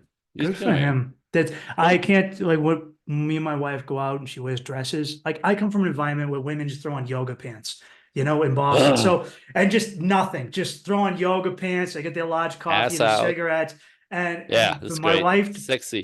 she puts on a dress and I just want to eat her up. She doesn't get why I'm always all over her because I'm like, because I love you and you're feminine and you're my woman and I found a peace in marriage I could never find alone. I meet single Ta-da. guys and they go, I'm at peace. I go, I'm at peace, man. I tell you, it takes work, but you can keep the boat even. Sometimes a storm comes and you batten down the hatches. That's it's life. It's called Yeah. life again. But if you know how to negotiate, I don't say people always say stuff like relationships are like about compromise. I'm like, shut up. Like, who do you want to compromise on anything? Do you want to compromise anything as a man? Right? I don't compromise anything. I don't compromise myself. I don't compromise what I want. I don't compromise. No, relationship is not about compromise, it's about negotiation. Yeah. Don't I like compromise on this. your I don't like morals. this. I Yeah. don't like this. I don't like this. Right? So if you have to morally or your values have to line up, right? You don't compromise that, right? But if you have your values, you don't compromise. You negotiate. I don't like when you do this. Do this. Like it's all the negotiation. It's all the dance. That's Mhm. how you negotiate the dance, by the way. Right? So there's your way, my way, and how we come together. But compromise, fuck that. I don't want to compromise ever to anything. Right? It, I'll make different choices for the relationship. I'll make different choice for my lifestyle. Make different choices because of my kids. mhm. I stopped riding motorcycles because my kids were born. Yeah. Why would I take that risk? I stopped jumping out of airplanes when my kids were born. Now that's my choice. I'm not compromising. Yeah. I'm being smart about it, right? So it brings different choices. But if my wife said you can't ride your bike no more without me choosing to, right? She could say it's dangerous. It's not really smart. Let's talk. Yeah. But if she said, one of my buddies rides his bike and the women friends with his wife will say shit like, I can't believe you let him ride his bike. And you can laugh but for women, it's like a very normal thing to say. And she's like, Yeah. what do you mean let him? What do you mean let him? I'm not his mother. Right? We talked about It's it. a very American woman thing to say. I let Absolutely. my Yeah. Well, husband. I how let dare him. you? How dare you? Right? That's compromising, right? She's forcing him Oh, to come, like, as opposed to talking about it. And like I said, like I did it myself. I chose to stop jumping out of airplanes, to bungee jump, to ride a motorcycle. I want to be here. I don't need the liability of somebody not paying attention for a second and here, or I can't take care of my kids, right? So to me, it was a no-brainer. But if I chose to, we'd have a conversation. I'm planning a trip to do this religious pilgrimage in Spain called the Camino de Santiago, and the whole Uh-huh. thing can take up to a month. And it's like a life's dream of mine to do it. And some of my buddies like, "Oh, she gonna let you do that?" And I go, "Let me." But number one, I have a great marriage, so that's not an issue. But if there was some concern, she'd talk to me. But it's not a. We'll I'm not talk about it. asking I'm permission. not I'm asking. not. This is. I don't. You're not signing my permission slip. This is. She's not your mom, right? And Yeah. that's where No. all the guys go wrong, where they've been trained by their mothers to let women drive, because women either know better in relationships, they're smarter, they know what's better, what's best, and It's that if she's unhappy, you're gonna pay, so you better acquiesce. Fuck that they get that TV sitcom marriage in their bullshit. head. Yeah, yeah. With But it's everywhere. So you yeah. don't, if any woman says to you, man, you know, that they're letting you, or should they let you, or if that word comes out, you snip that up right up. Like, You're not my mom. You're not my mom. And you're not she's my mom. if she controls you, and you won't, you let her control you, she will lose respect for you so quickly that it's going to go to shit anyway. So it's worth the discomfort of the conversation, as opposed to acquiescing, because eventually you're going to lose anyway. If you Fucking compromise yourself, you'll lose respect. right, How for can she yourself and for her. She will both? submit for you, and Yeah. it's over. It's over. It's going to go down the tube sooner or later. 2 years, 3 years, 5 years, 10 years. This is what I do all day long. This is what I see all day long. It's not that hard when you get it. There's things that you absolutely cannot really let go of and bend for Mm. the sake of the whole thing. Well, I know you got someplace to be. We could do this all day Thanks. long, dude. I know. We could do this all day long. I'll definitely. I can always have you back on. Thanks for coming Oh, on, absolutely. Andre. There's And 600 ways to do, I always, I have angles we all can these do. questions I written down. I only get through so many of them. But if people want to look you up, if they're interested in you, your company, and what you provide, where can they Sure. find you? All right. So I actually have. Did you hear that? No, sorry, I lost you for We 1 second. we froze for a second. I said I have two gifts for your listeners Yeah, if you're interested. absolutely. So again, my life's purpose, my business is my business. It's not a hobby. This is how I pay for my mortgage and my cars, right? Like this is what I do for a living. So it's not cute, right? But besides my business, I have a mission in life to bring this information to the masses. This is my God calling. I used to resent it. I used to resent it. My job is to be a disruptor and kind of bring things back and teach what works better. What's out there in their culture is making everything ridiculously difficult and almost impossible in the realm of relationships. So what we were sold doesn't work. So my God mission is to recalibrate everybody and bring back hope for men and women, that the relationships can be healthy, fulfilling, and everything that you want. You can build family, right? So that's my God mission.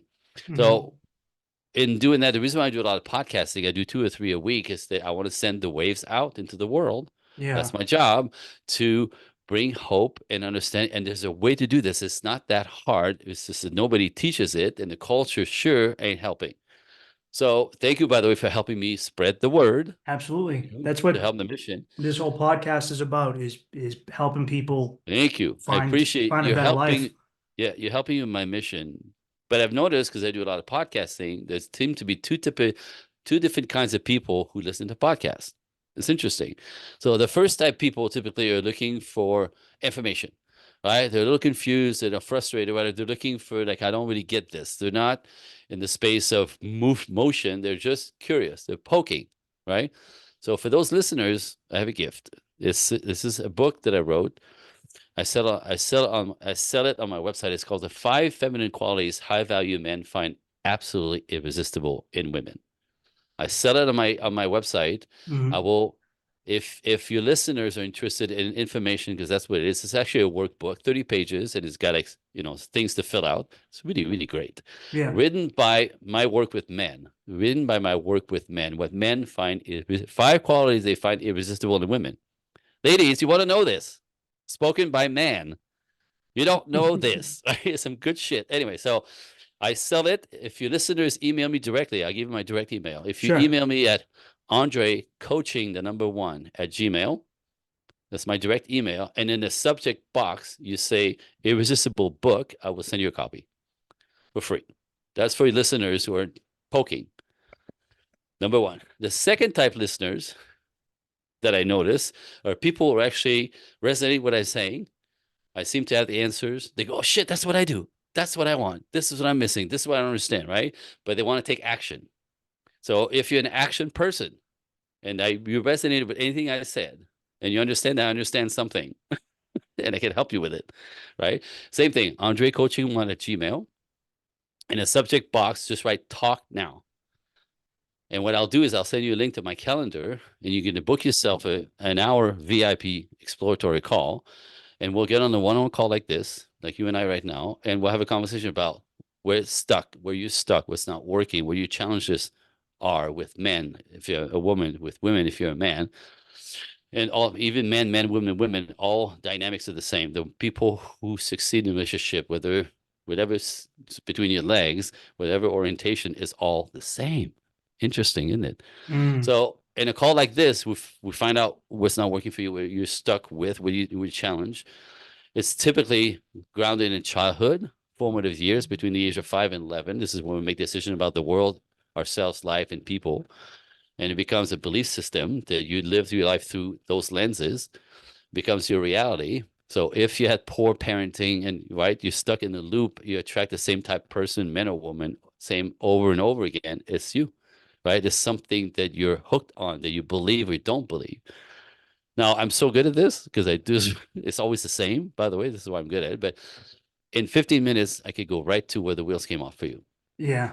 That call alone is liberating. Some people are like, oh, there's nothing wrong with me. I go, no, you're just a product of your past. See it? Now, when you know what it is, you could fix it. That's what I do. When we Yeah. know where the problem started, at the source, we could fix it in your present and future. So from that place of liberation, understanding, what's the dream? What's the dream? You want, husband and kids, wife and kids, or you pass that you want long-term companion. So we talk about what the dream is, and then I'll tell you the different ways to get involved with me, small, medium, large. So yeah, Andre Coaching 1 at Gmail, talk now. It takes the people who are ready, who want to have a conversation, who want to take action or are curious to take action. And like I said, I'm this guy. So some people get really nervous. I'm on your side. Let me talk to you. There's no pressure. Yeah. Zero pressure. But like I said, that call for some people is liberating, understanding, how they got to be stuck. I remember when I went through that myself when I first figured out what I was doing in my a really bad relationship, and it was like the clouds parted, and all of a sudden I could see for the first time. It's a Straight beautiful up, straight up. experience. And like I said, I can't get anybody in a healthy relationship until we clean up your baggage of your past. From your childhood and your relationship that failed, because there's a proving of see, and that you believe is a truth. That's not. That's your shit. Mhm. So in order to get to here, we had to clean that up. Okay. And again, it's not that hard. It needs to be done though. Yeah, you gotta do the work. You have to do your work. Otherwise, you're at the mercy of your belief system that, if you're stuck, it's not serving you. There's a blockage somewhere. There's a hook somewhere. Mm. It's fascinating. It's fascinating, and it's almost tragic how easy it is to fix. But if you don't, People don't. the quality of your life is maybe ruined forever. That's tragic to me, and it's on the other side is so easy to fix. I mean, you have to step in, you have to be ready, right? I get it. It takes effort, but I think the rest of your life, your happiness is probably worth stepping in a little bit. Yeah, it's worth feeling uncomfortable for half an hour to potentially bring yourself fulfillment for your life. Yep. Yeah, clarity first into fulfillment, and knowing how to do it. Whew, I could do this all day long. Well, So thank you for helping me doing the Yeah, waves, thanks for sending out the coming wave. on. That's and we could do, like I said, there's 600 different ways, things to talk about. You have a bunch of really good questions. I can answer all of them, not because Yeah. I'm arrogant, because I've done the work. I've all the angles of psychology, anthropology, chemistry, men and women, right? All the science part of it, the chemistry of our bodies, all these things are connected to how we behave. And whether it's anthropology or chemistry, like I can always figure out what's going on. Mm-hmm.